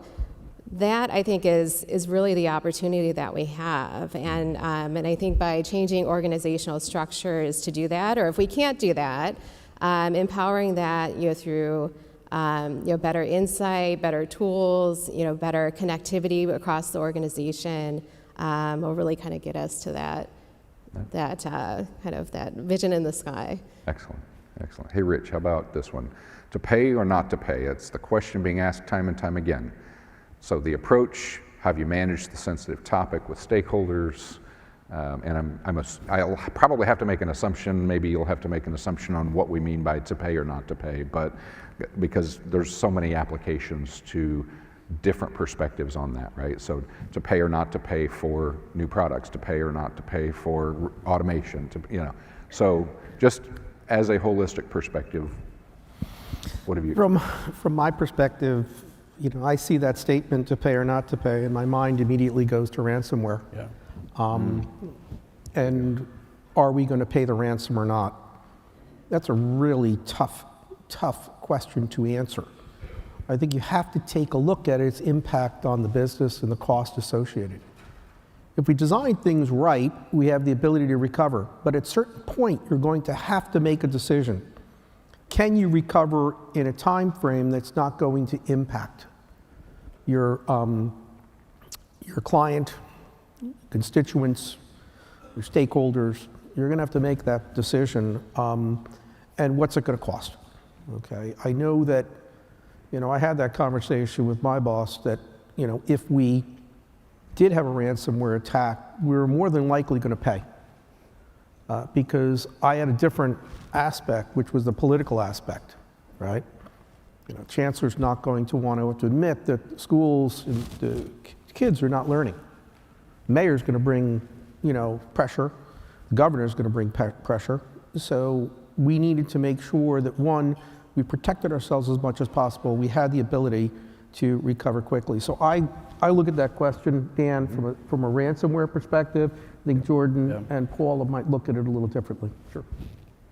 Yeah, I actually had the same exact response, and I've had the opportunity to kind of touch the third rail and have a simulation where we talked about this internally with customers and in front of the board and the regulator.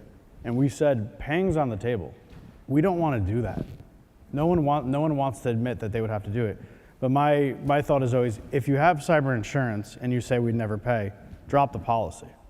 That's a lot of what it is. There's other components to it. I realize there's many levels, but that's a big part of, if you're not willing to leverage that, even if you're not going to pay, in my mind, you want to engage with whoever it is that is trying to extort you, because one, from talking to a lot of these cyber coaches at these carriers, that may stop the clock when they say, hey, you got 48 hours to pay. If you start that engagement and this company would go ahead and engage with them, that may stop that clock. It may also give you time to realize, what is this IOC or this indicator of compromise, and maybe we know, okay, where can we go from there? But I think one big point is, go to one piece we got out of it from our regulator, and they have the law enforcement wing of that. They said, listen, if you ever go to a point where you actually have to pay, please tell the FBI before, because you saw this with some of the things that happened in the last few years. They can pull back some of that. It doesn't always work, but if they know certain details, they may be able to pull back after the payment is made. So you get your encryption key, the money's pulled back, and the whole idea there is the incentive of this as a practice for people extorting could go down if they're able to regularly or more frequently pull back that payment. So I think it has to be on the table, because kind of what Rich is saying, if you have to at the end of the day say, listen, on principle I didn't do that, our business can't operate, but at least I stuck to my principles, I don't think a lot of people are going to be terribly happy with you. Okay. All right, thank y'all. We're quickly, we just hit zero. So Paula Fontana, Jordan Crotty, Rich Cocciara, thank you very much for the honor and the privilege to be up here with you. Vanessa, we'll turn it back over to you. Awesome. Thank you guys for the panel, and we will see you back at 10:45 for our last keynote and general session.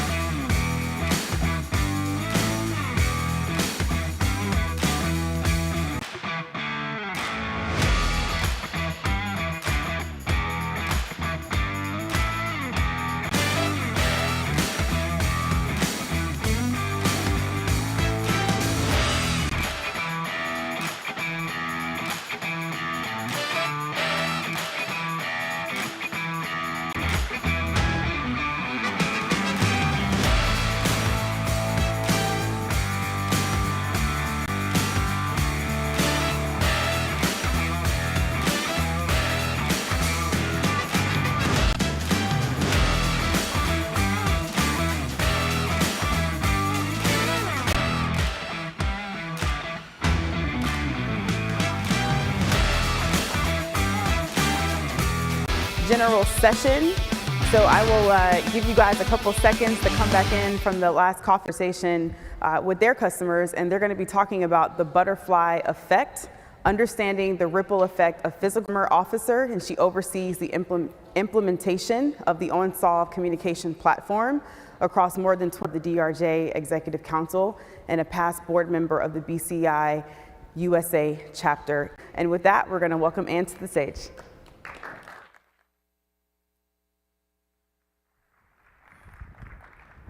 We'll get some more introductions. I didn't expect Vanessa to go as deep into my bio as she did, so I'm going to call a give back. I had dinner with a group Sunday night and want to make things, make people better or make life better, etc. And a way for us to, on occasion, give back. And this is one of those times that we're going to have the opportunity to say a bit about risk intelligence and the developing. So. As I say, I'm very pleased to be here, and my role is to introduce a concept so that we can get to the real good part of the program, which are our awesome customers. So, Sue? And I have about 30 years of experience, give or take, I round, like you guys do, in everything, sales and strategy. And this is, I think, my third or fourth DRJ. So very excited to be with you today inside of your respective organizations. So our agenda today is we're going to share the findings from our global risk, Ann said, with very special guests from Delta Airlines. And what they're going to do is kind of bring the data home to discuss with all of us what it really means for. Absolutely, Sue. And I'm going to think back to last year, and as you would imagine, with our industry we're in, we are constantly curating and filtering in risk intelligence or threats around the globe of data that we capture and share, but also what do we do with it once that event's gone by, and we keep it, right? And it's very important when we start thinking about what do we want to do? What do our customers need us to provide for them in terms of their risk and how organizations are being impacted? What should you watch for? And we always go back to our data to look at that and determine where we could be better, as you always want constant improvement in that. And understanding those new developing risks and how that might impact an organization. So as we were going through that, we thought, what a wonderful idea if we take that data and not only bring value to help us make decisions, but give you that information for you to just view it and make your own decisions. So when you think about how we ended up with our first version of the Global Risk Impact Report last year, it really was helping organizations get a better narrative around the risk.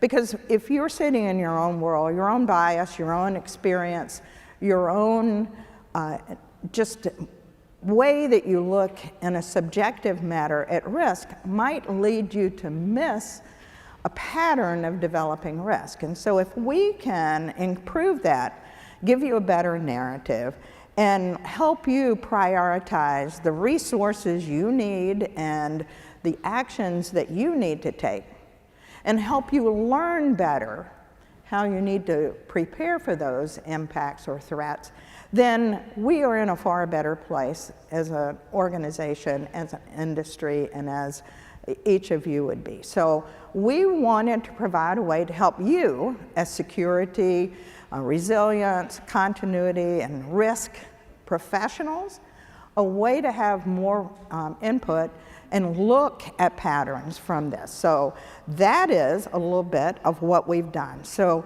Sue's going to share more about the impact for this year, but we did last year's report and covered as well quite a few billions of critical events, as we would say, or actually millions along the way that sometimes seem like billions for all of us.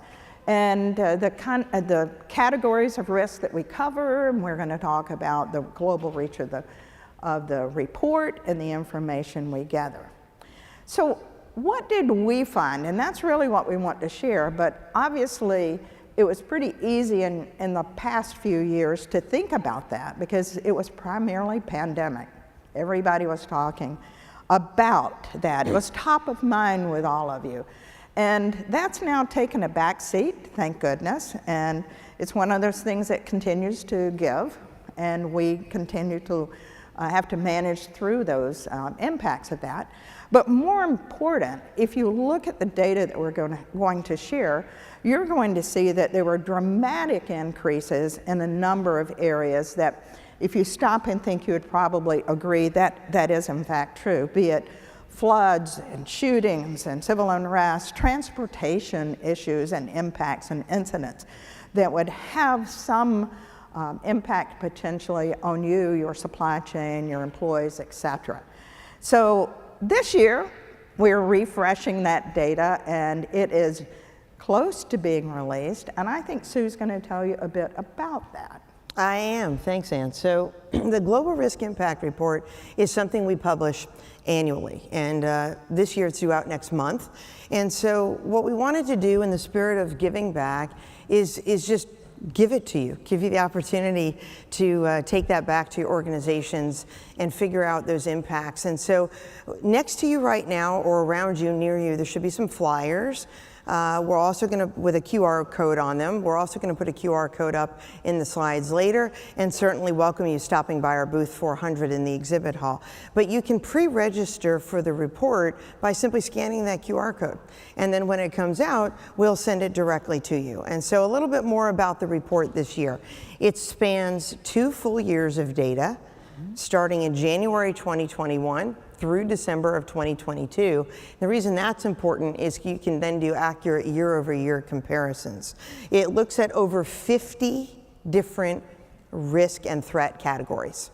So I guarantee there's something in there for you, regardless of what type of organization you work for. And then geographically, it spans nearly every country in the world, and that reflects the footprint of where our customers operate. So that's how we get the universe of data for the report, and so you'll see that in the, kind of the upfront part when you receive it. The goal of doing the report at all is to simply more clearly understand risk and identify emerging issues. You can only do that really by looking at the data and the patterns over time. And so that's why Ansal started doing the report in the first place.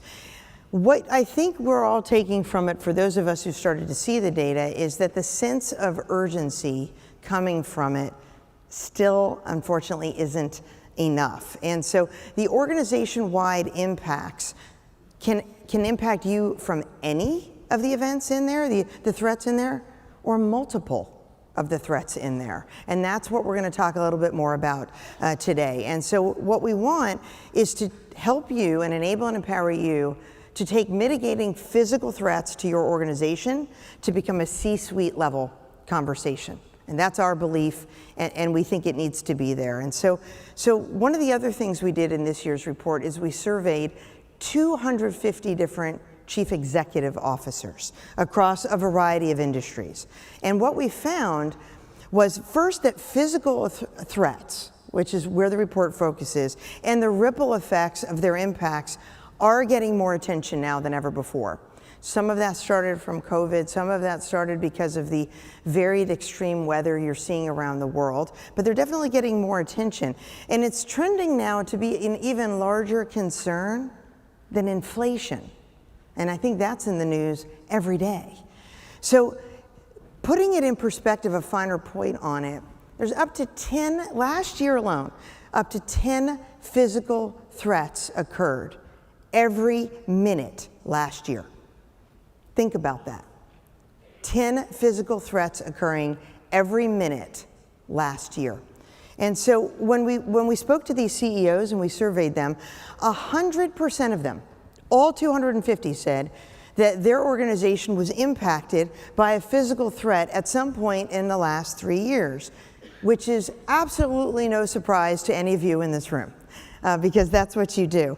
But let that wash over you for a second. 250 different CEOs, different size organizations, different industries, 100% impacted by a physical threat in the last 3 years.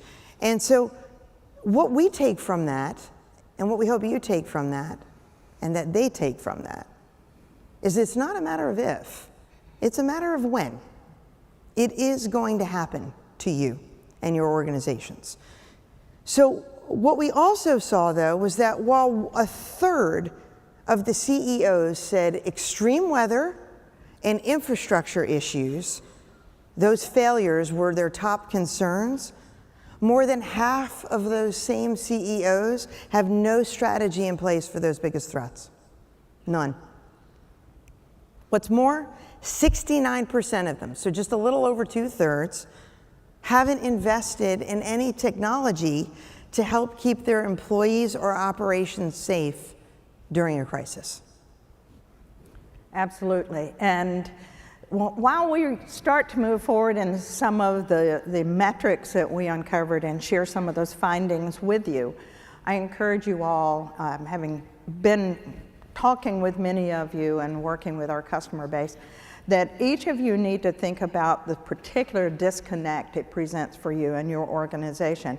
And is it something that you're struggling with your C-suite, getting that executive level involvement in developing those strategies and understand the impact and why we're doing that? And maybe there is technology that you need to have, or a budget or resources that need to be aligned differently in order for you to successfully build and grow in the management of risk. And that is very important. You're not alone in that, because so many of you are asking for more resources, et cetera. And I think the data we're going to provide and the report that you can receive will give you more information that is, and you will hear with our panel, the success of taking that report and sharing it as just a value to the organization. And that's what we want to do. So let's take a closer look at a few of the stats. Get your pencils out or your cameras, because I think there may be a few of the slides I want to grab a couple of the stats on. But again, let's go back, as Sue said, and we looked at 20 and 21 together, and we found 3 of the rising threat, top 3 rising threats that we wanted to share. And these were across all the organizations in the US. So these stats are our US base only. And then I'm going to quote global stats behind them, if I can remember them along the way. So first of all, extreme weather was the top priority, along with natural disasters in seeing a climb. It rose by 42% from 21 into 22 with the event of occurrences here in the US. If you look at that data globally, it was a 72% increase year over year in those events and their downstream impact. And you're going to hear Sue talk more about that butterfly or downstream impact that we saw as well. Our second most critical risk that we identified was around transportation incidents and some of the increase there, be it rail, air, maritime events, so some of those come to a road, whatever those would be. They were up almost 300% year over year in the US. And when you looked at that globally, up over 700% annually in an increase. So very dramatic, and something for you to think about in terms of your organization, what you do, how impactful that could be, et cetera. And then the third increase that we saw, quite dramatic, year over year, were infrastructure failures. And that included also power outages. And we'll talk a little bit about some of the things we saw around that impacted some of our customers, et cetera. But infrastructure disruptions or failures was over 800% increase year over year. And we know some of that was an intentional component, unfortunately, but as well you saw just a lot to do with combining extreme weather with power outages and some of the things that came along. So we always see, unfortunately, we also did determine there was an increase in crime and violence that is just there, but we picked these the top 3 we wanted to do. So in the report, you're going to be able to look at increases for operational risk and how that might impact you through some of the things that we'll be talking about. And just to come off of our survey for a moment and give you another example of kind of the critical nature of basically weather. NOAA reported that last year there were 18 weather or climate disruptions or disasters that each represented a loss of approximately $1 billion per incident. Now, if you look at that in total, and you look at the dollars of impact in that total area, you would see $165 billion in damages in 22 alone. So again, a lot of stats to support what we're trying to do. So the report's going to be able to address that. But it's not only that, but it's this downstream impact that hits your finance team, potentially, your staffing, your operations that are impacted negatively as a result of some threat that introduces a disruption in your infrastructure, your technology, your operational environment, et cetera. And those are some of the things that you also need to think about. When I stop and think about those, I'm always thinking of the kind of undetermined dollars or costs that you're losing in those, be it that unplanned operational outage or the physical asset protection of your facilities, or key components of your other assets can be damaged. Your customer and the churn that might be represented by inability to deliver your services as you should to your customer base. Some of you have compliance issues that it is very important that you limit that exposure as a result of how you're managed and the oversight you have from a compliance standpoint. And we've always, as professionals, also talked about reputational risk. The ability to have your investors and your customers and the market perceive you as a highly resilient organization and being able to do that. So those are just a few that come to mind. I could think of a list a lot longer, but I'm sure that you all dig into that very deeply. But just keep all those in mind when we think about risk. Thanks, Ann. And not only the rise in the volume and the intensity of the physical threats, but the impact, as Ann talked about. So every threat has the potential to create a ripple, or what we refer to, you may have heard about over time, is the butterfly effect. And that's because of the dynamic nature of risk itself. And so understanding the organization-wide impacts and ripple effects from physical threats is one of the most challenging aspects resilience professionals in general face. And we're seeing that trend as well across our global customer base. And so we use the term dynamic risk to describe, think of it as harm or impact that comes from the secondary risk or a follow-on risk, or when the initial risk itself fundamentally changes. And so I'll give you an example. Some of you may recall Hurricane Ida last September, and it started in the Gulf. And so a lot of attention, a lot of energy, a lot of effort focused on the Gulf. What ended up happening, though, was because of the strength of Ida and then its ultimate track, it ended up creating flooding, massive flooding in New York City. That's an example of dynamic risk. It starts here, it looks like this, but now it goes on to somewhere else and creates that ripple effect or butterfly effect. You know, Sue, I think back, as Vanessa said, I've been working in this industry for more years than I want to admit, but let's just say more than 25, that would probably work.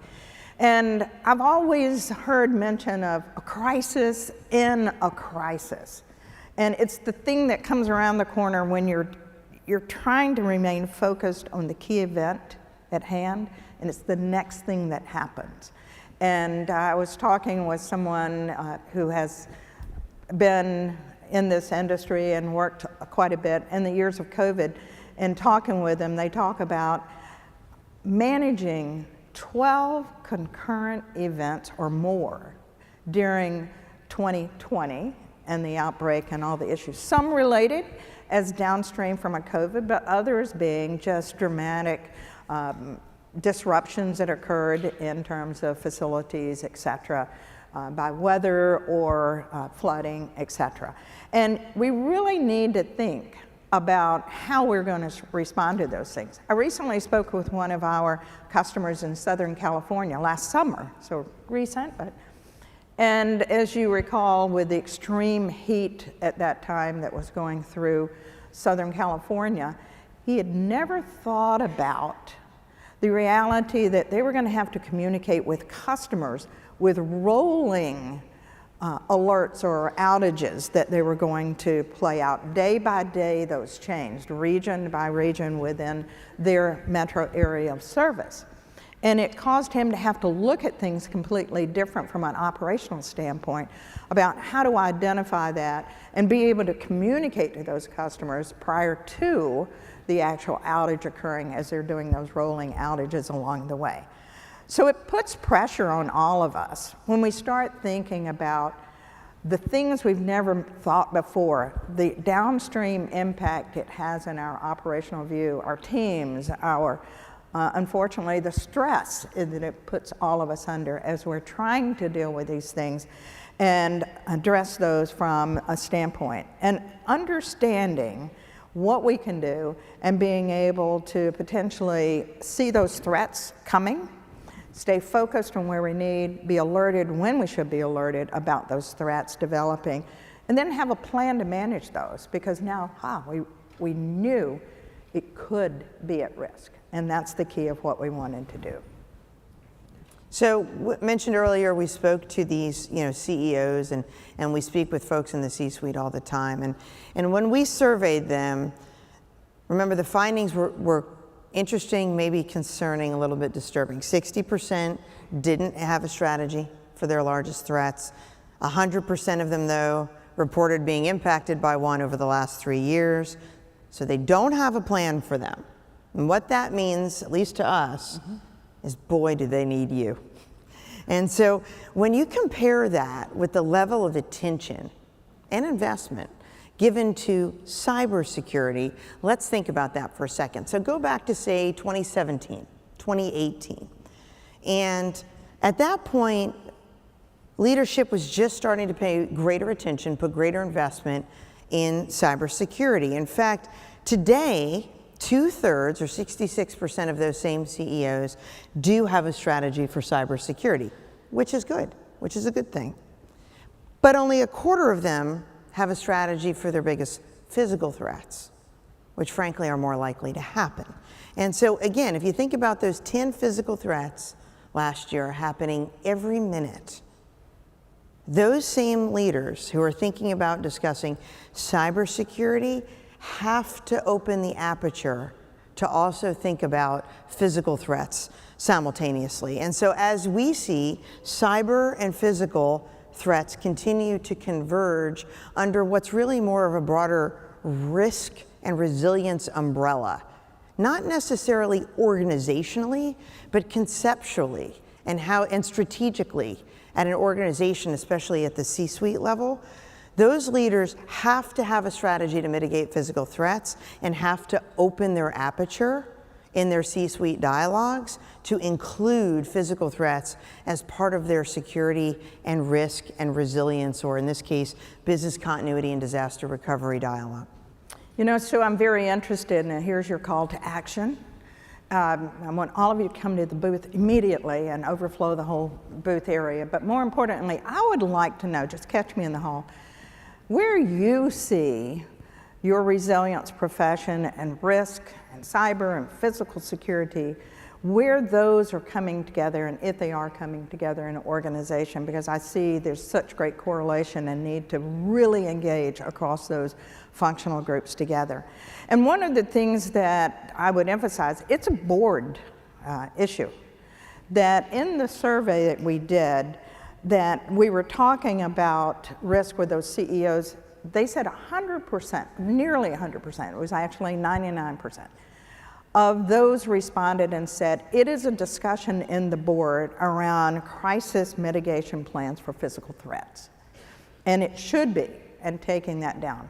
Now, on the other side, and we dig a little bit deeper with that group of CEOs, and one of the disturbing things that came back, and maybe it's their lack of knowledge, so I'll put it off to that, because we as professionals are very disciplined about this, but the ability to know that when there is some type of event, that you take the time to go back and address it and adjust your strategy for those, and it was not as successful around that. So 93% of the organizations felt like there was a way they could improve through technology, and yet they 69% had not yet or invested in that technology. So there are areas for us to improve, things we can do to make sure we do things better along the way. Yep, so the data clearly tells us physical threats, it proves physical threats are on the rise. We know that. And the ripple effects and the cascading impacts are felt both across, can be felt across an entire organization or an entire ecosystem, like supply chain.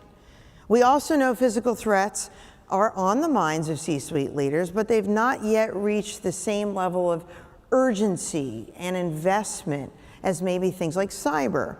And so that leaves us with two really important questions. The first is, what do we as resilience professionals do with that information?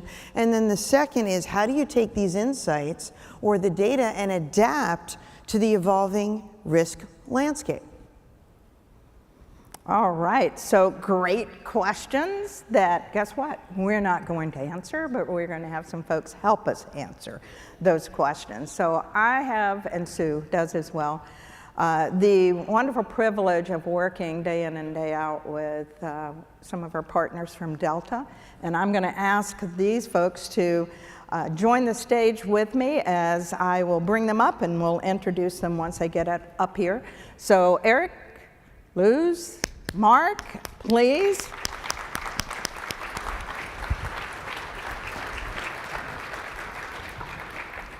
Awesome. Now you're in the light and you can't see anybody in the audience, and so it's a great place to be. As I said, go ahead and have a seat. These folks are tremendous to have come in to join us here in Orlando and spend some time with us. And so we're going to have some questions and let each of them introduce themselves as we go through this, and then as well we'll hopefully have some room for questions at the end. So if you want to submit any, you know the process by now as you go through that. So we'll look forward to seeing those. What I did say to the Delta team is they have the right to not share specific Delta, critical, competitive information or whatever. So I'll let them dodge those questions if they come up. But I think it's very interesting what Delta has done with their program through the years. And I've worked with this team for over 12 years now. So it's just great to have you here. So let's start, and I'm gonna go Eric, and then we'll come back this direction for introduction. Good morning. Thank you for the invitation to join you guys on stage this morning. It's going to be a lot of fun. So Eric Mai, I'm Director of Enterprise Risk Management for Delta Airlines. You're going to quickly find that I'm the most junior person on this stage at Delta, but I lead the delivery and execution of our Enterprise Risk Management framework to our senior leadership team, but in close coordination and partnership that we'll talk about here with Luz and Mark. Absolutely. And we're so proud to have you here. I'm going to go in order of how you're here. So Luz, you're next. Sure. So Luz Matta, I'm over business continuity program at Delta. I've been there for 16 years. 9 of those have been under Mark Adams, leading the business continuity program. All right. And Mark.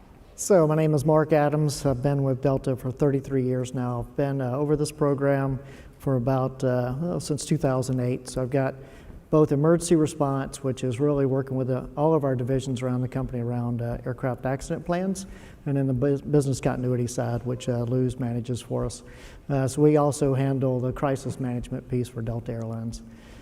So always something exciting. It's certainly kept me busy over the years, and something I truly enjoy. Awesome. And he tells some great stories about all his experiences, and so he entertains me all the time. So Mark, I'm going to open up with you for a question. And talking about all your years of experience in Delta, Have you seen your engagement and collaboration with risk function expand in that time? I would imagine so, but if not, explain what you think. Yeah, definitely. And I think one of the reasons Ann had us here today is as she's going through all these different types of risk and things, I'm thinking, yeah, we had that happen at this point, and this thing, oh yeah, that happened to us as well.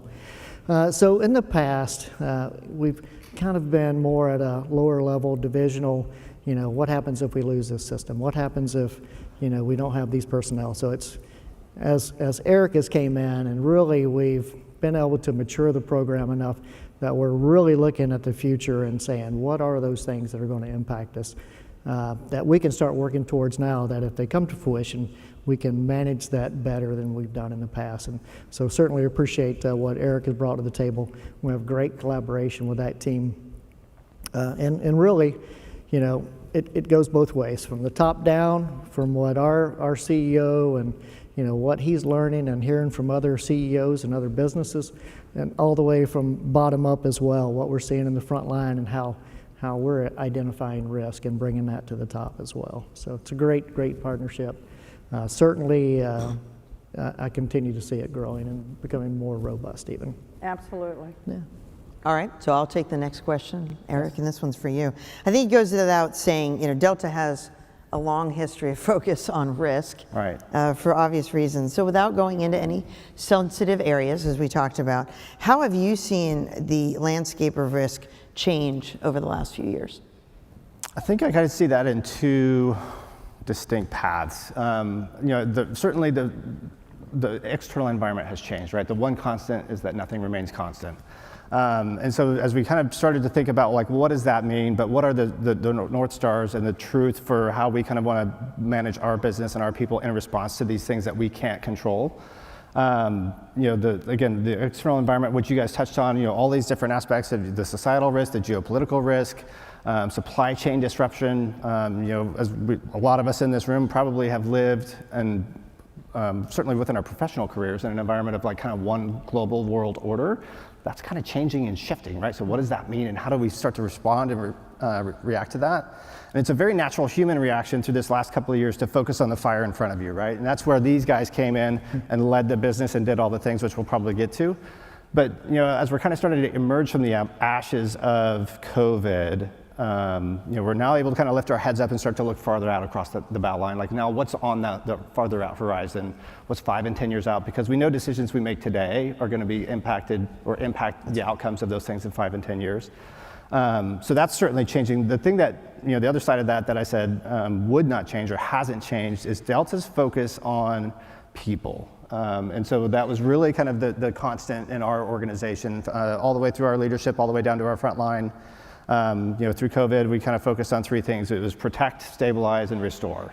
So protect the people, protect our employees, protect our customers, but not just the physical aspects of the people, but like the financial well-being. How do we kind of make sure that we can care for all of those things? How do we stabilize the organization and unwind an airline to a scale that has never been unwound before? In a matter of 4 weeks, we lost 90% of our revenue in our flying base because the world shut down. Things you can't anticipate or account for, but do it responsibly so that we can restore the organization. So how do you make sure that we take care of the fleet, the aircraft, the supply chain relationships? And we've all probably struggled with so many of those hiccups in the startup, right? Of trying to reignite that flywheel and get people to perform and deliver to the expectation that we've all had, right? But we're kind of on that journey now. So that's. Thank you. Yeah. It's a great story to talk about when you talk about unwinding and then revamping after COVID. So keeps these guys busy all the time. So it's a great story to tell. So I'm going to pose this one, and I'm going to let Eric, Mark, Luz, whoever would like to answer or join in on this.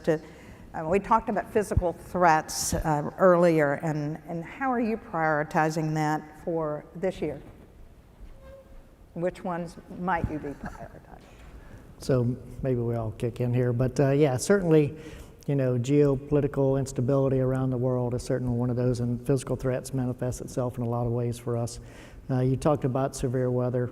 That certainly impacts the airline. We're flying all over the world. There's something going on at all times that we're having to manage and work through. So, you know, you think about things like Russia, Ukraine, and we don't fly there, so you think, how does that affect us? But that affects airspace we typically fly in. It changes routes going to Japan for us. Just the whole way we think about running the airline has really changed, and we can talk about that in a little bit through COVID.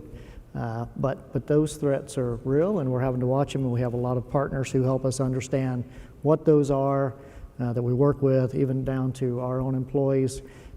Really, as Eric talked about, it's a big focus on our employees to make sure they're okay. We have probably 50,000 traveling crew members all the time, and where are they at in the world and what's happening? How can we, you know, make sure that they're okay when things happen? How can we give them intel that we have as well? So we use OnSolve to communicate with all of our employees to make sure they're doing okay. After a big event, I mean, even tornadoes that we've had recently come through Atlanta and Alabama, you know, being able to contact our employees and saying, are you okay? It's just a big help for us to be able to do that very quickly and understand who needs help and who doesn't. So Luz manages all that for us and does a great job. Anything y'all want to add to some of those threats, Eric, that you see as well? I think the geopolitical one is kind of a big one, right, that we're all trying to understand. You touched on kind of flyover, but then even just you know, preservation and integrity of the business and all of these other areas. You know, for decades, part of our business culture in the U.S. was to outsource to low-cost countries for low-cost country sourcing. And you know, the optimization and the efficiency of that, you know, created all these very highly coupled, highly dependent systems. And I think, you know, we saw the amplifier effect of that impact through COVID, where that was kind of unwound and kind of came apart. And so as we're trying to restart some of those things, I think as we, you know, have also done some of those same things in our own supply chains and relationships, you know, we've seen, you know, the collapse of Peru in, you know, recent weeks. You know, so what did that mean for some of our relationships that we have in vendors? We have call centers all around the world in different countries. And as you think about the hotspots of turmoil and conflict and tension, you know, we've got operations that we're just trying to make sure that we have a pulse on what's happening, how does that impact our operation, and what are we doing? So it's kind of translating and trying to interpret what that tactical response needs to be, but then again, like, what are the strategic decisions and conversations we need to drive today? So Luz, how do we stay ahead of those dynamic physical threats? So Sue, I can't answer that with one word, and I think it's collaboration. We work, I mean, no one person on our team is an expert in anything, right? So whether it's an internal or external collaboration partnership with a vendor, with our own employees. At Delta, we have about 30 some odd divisions. So you would never think it, right? You get on an airplane, you think you're just going from A to B, but there's 30 plus divisions at Delta, and they're all experts in their own field, whether it's the airports, whether it's fuel management, whether it's risk. We have to learn, right, through them. See what they've experienced in the past, what they're seeing, what they're hearing. We work very closely with our corporate safety and security team, right? They get all the intel from all around the world, from various sources every single day. So we have a lot of working meetings through all these councils where we talk through what's going on around the world. What are we having to prepare? Well, hey, you've gone through a similar experience in your previous job. You know, how do we tackle this, and how do we come up with appropriate mitigation plans for that?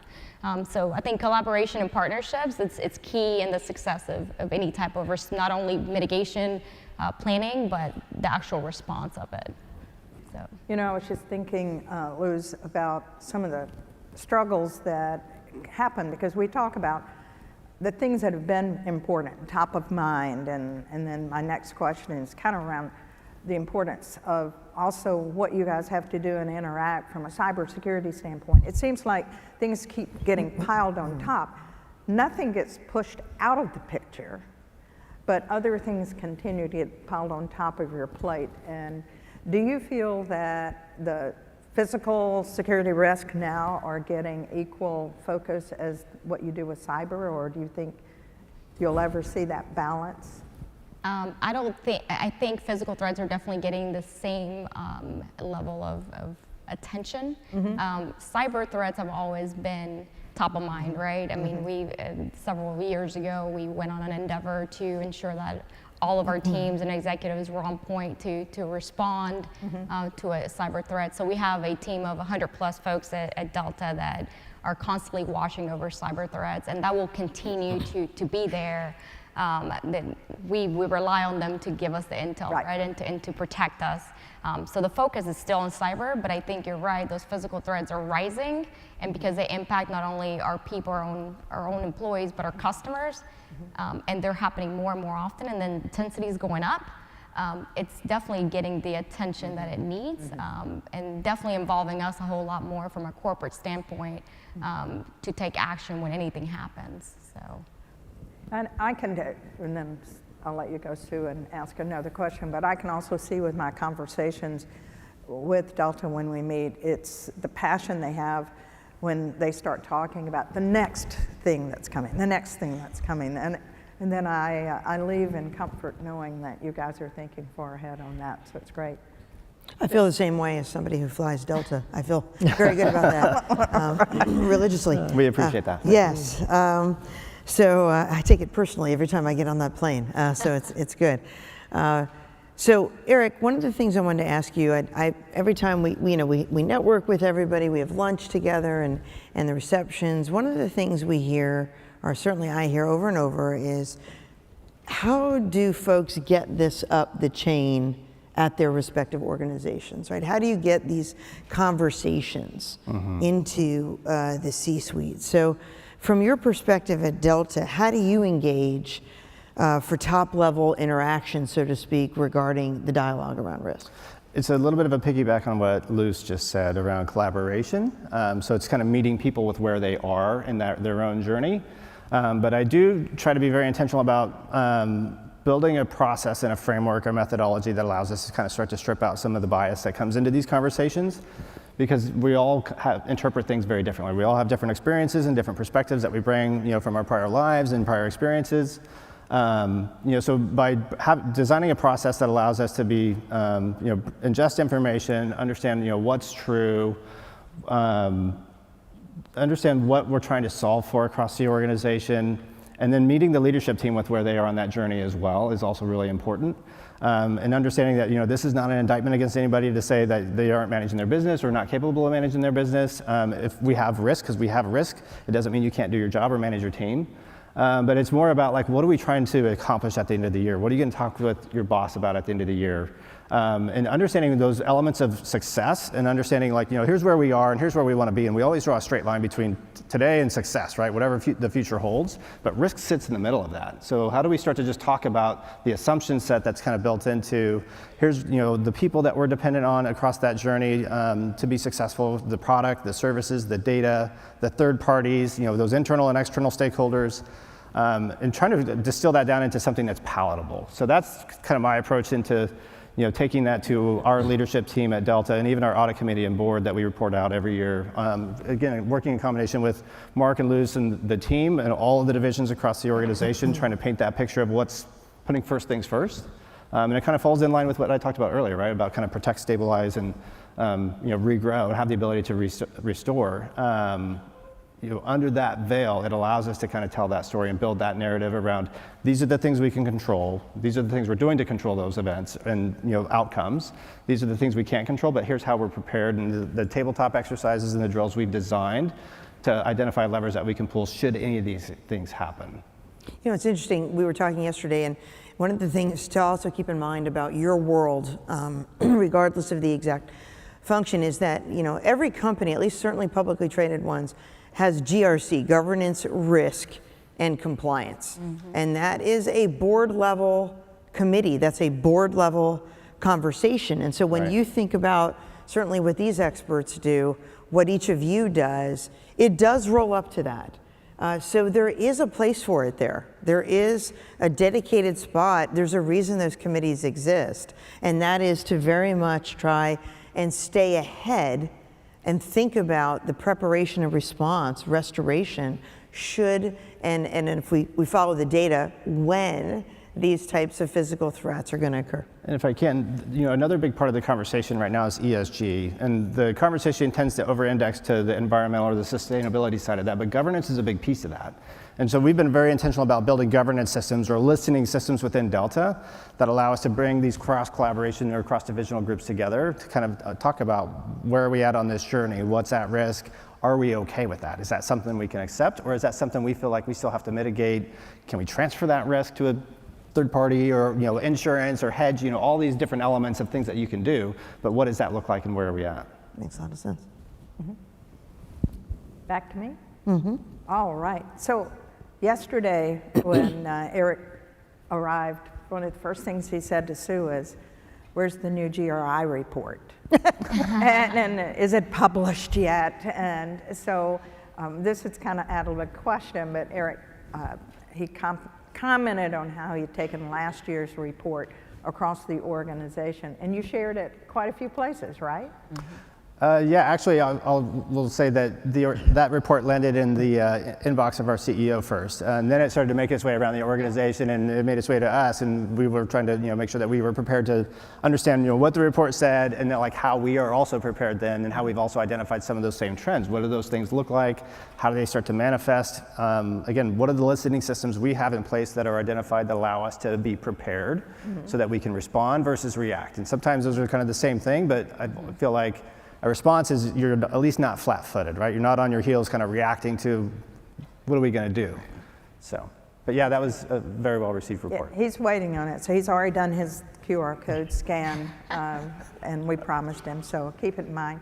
So Mark, I think I do want to leave just a couple of minutes, so we'll see. This might be the last question that we submit, and we'll see if the attendees here have any questions. But as you've spent many years working in emergency management and crisis management for Delta, have you seen any things that are going to cause you to change the way you're looking forward in terms of managing future crises? Yeah, absolutely. And just go back to COVID because, and we'll talk about this just for a second. I'll give you some facts that, to me, I look back and I wonder how we did this, but back when COVID first hit, our revenue, we lost $5.7 billion in the first quarter of COVID, so that would have been the second quarter. Our revenues were down 88% from a year before, so dramatic. How does a company this big drop down at traffic evaporated?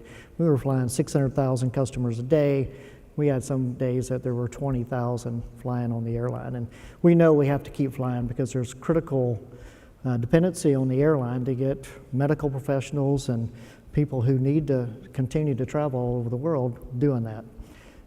So really we had to rethink everything about how we ran the airline. How do we retire 200 airplanes immediately? How do we park another 400? Things that we have never had to do in the airline's history. We had 18,000 people retire in one day. We had a great retirement package that we put out. We couldn't afford to keep everybody, and so we had great participation in that. We had 41,000 people take voluntary time off for months at a time. So it's just a all-out effort to do whatever we could for the airline, and it worked. And so now as traffic's coming back, truly a challenge for the airline. We've hired another 22,000 in the last year and a half. The training, as you can imagine, is tremendous, right? We lost, if you say the people that retired had 20 years of experience on average, that's about 360,000 years of experience. It's a huge loss, and we've got to get all those people retrained and ready for the summer operation, which will be our peak. So again, this is rebuilding an airline and keeping that same culture we've had, that same customer service, which is very important to us. Everybody flies the same type of airplanes, everybody goes to the same airports, it's people, and that's what we focus on. And you'll see a lot of things in the coming year around how we've really changed the business. We've thought about how we go back into this. We started cleaning programs during COVID that were important to people. Those are going to continue on. We can't keep blocking the middle seat like we did for a long time. That's just impossible, but I know we all wish that was the case. But no, it's just a lot of, we are a better airline for what we went through, and I truly feel that way, and I think we all do. Amazing statement to make coming through such a crisis. Okay, so there are a couple of questions. So all right, let's take some questions from each of you. In the continuous changing landscape of threats and continuity. What keeps you all up at night? Oh. Liz, you want to get this one? I think we just talked about it because Yeah, we did. previous to probably the last year, we would have always said cyber threats, right? That was like our headache, and we would go to bed thinking, what we've heard of someone, we would hear of someone being breached every day on the news or through our, team. Hey, there's someone out there or there's been attempts. I mean, you wouldn't believe how many attempts there are to not only us, but every other company out there every day. So cyber is still huge, but I think infrastructure is huge. Yeah. Severe weather is just inevitable. So how do we best work with all the divisions at Delta to ensure that the next time something happens, that we have the right tools such as OnSolve to be able to reach our employees, ensure their safety, not only ensure our employees' safety, but also ensure that we have the operation covered, right? Because if people are impacted or schools are closed and they can't get their families, employees are going to be home, right? They're not going to work. They're not going to be able to come to work. So how do we ensure that the operation is covered with the right personnel to get our customers where they need to go? So everything is a trickle effect. Yeah, who'd have ever thought you'd have to deal with the pandemic and the whole impact, like both the down and then the... Absolutely. Yeah, I had somebody tell me once when I moved into manufacturing, you'll learn more about yourself in your worst days and in your best days. So you learn equally as much. Well, we always say it shows character, right? Yeah, it shows when you're character. going through Yeah, I didn't get a struggles. chance yet to ask Bob if it was on purpose that 3 years ago this week is when COVID happened, and that's when we put DRJ Spring. So I don't know if that was coincidence or not. All right, so next question. Who or how many people make the final decisions on tactical actions when agreement isn't reached? And do you model a different number of scenarios for the airline? So let's just take a response and the tactical decisions we're making in a response. We have a great process. So I will tell you, we do not have a plan for everything that can happen to Delta Airlines. What we do have is a rock solid process when something happens to manage through the event. Make sure we're taking command and control of the incident, managing it for our employees, managing it for customers. Our crisis center is really something we work on quite a bit. Our leaders know what they're coming in, what their responsibilities are.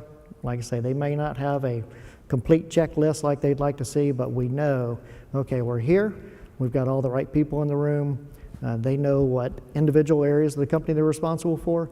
Let's look at this. What's the next 4 things we need to do? What's our incident action plan? So we're very quick at doing that, and we've had other consultants come in and help us with exercises, and I think that's the one thing they say is, you all have this process rock solid, and we're so impressed.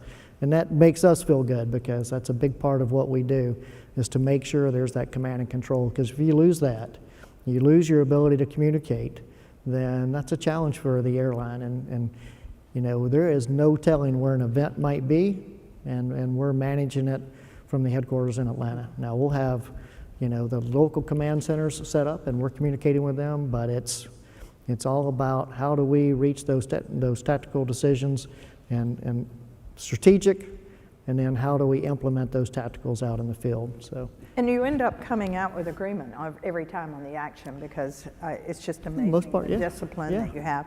And it is extremely cross-functional.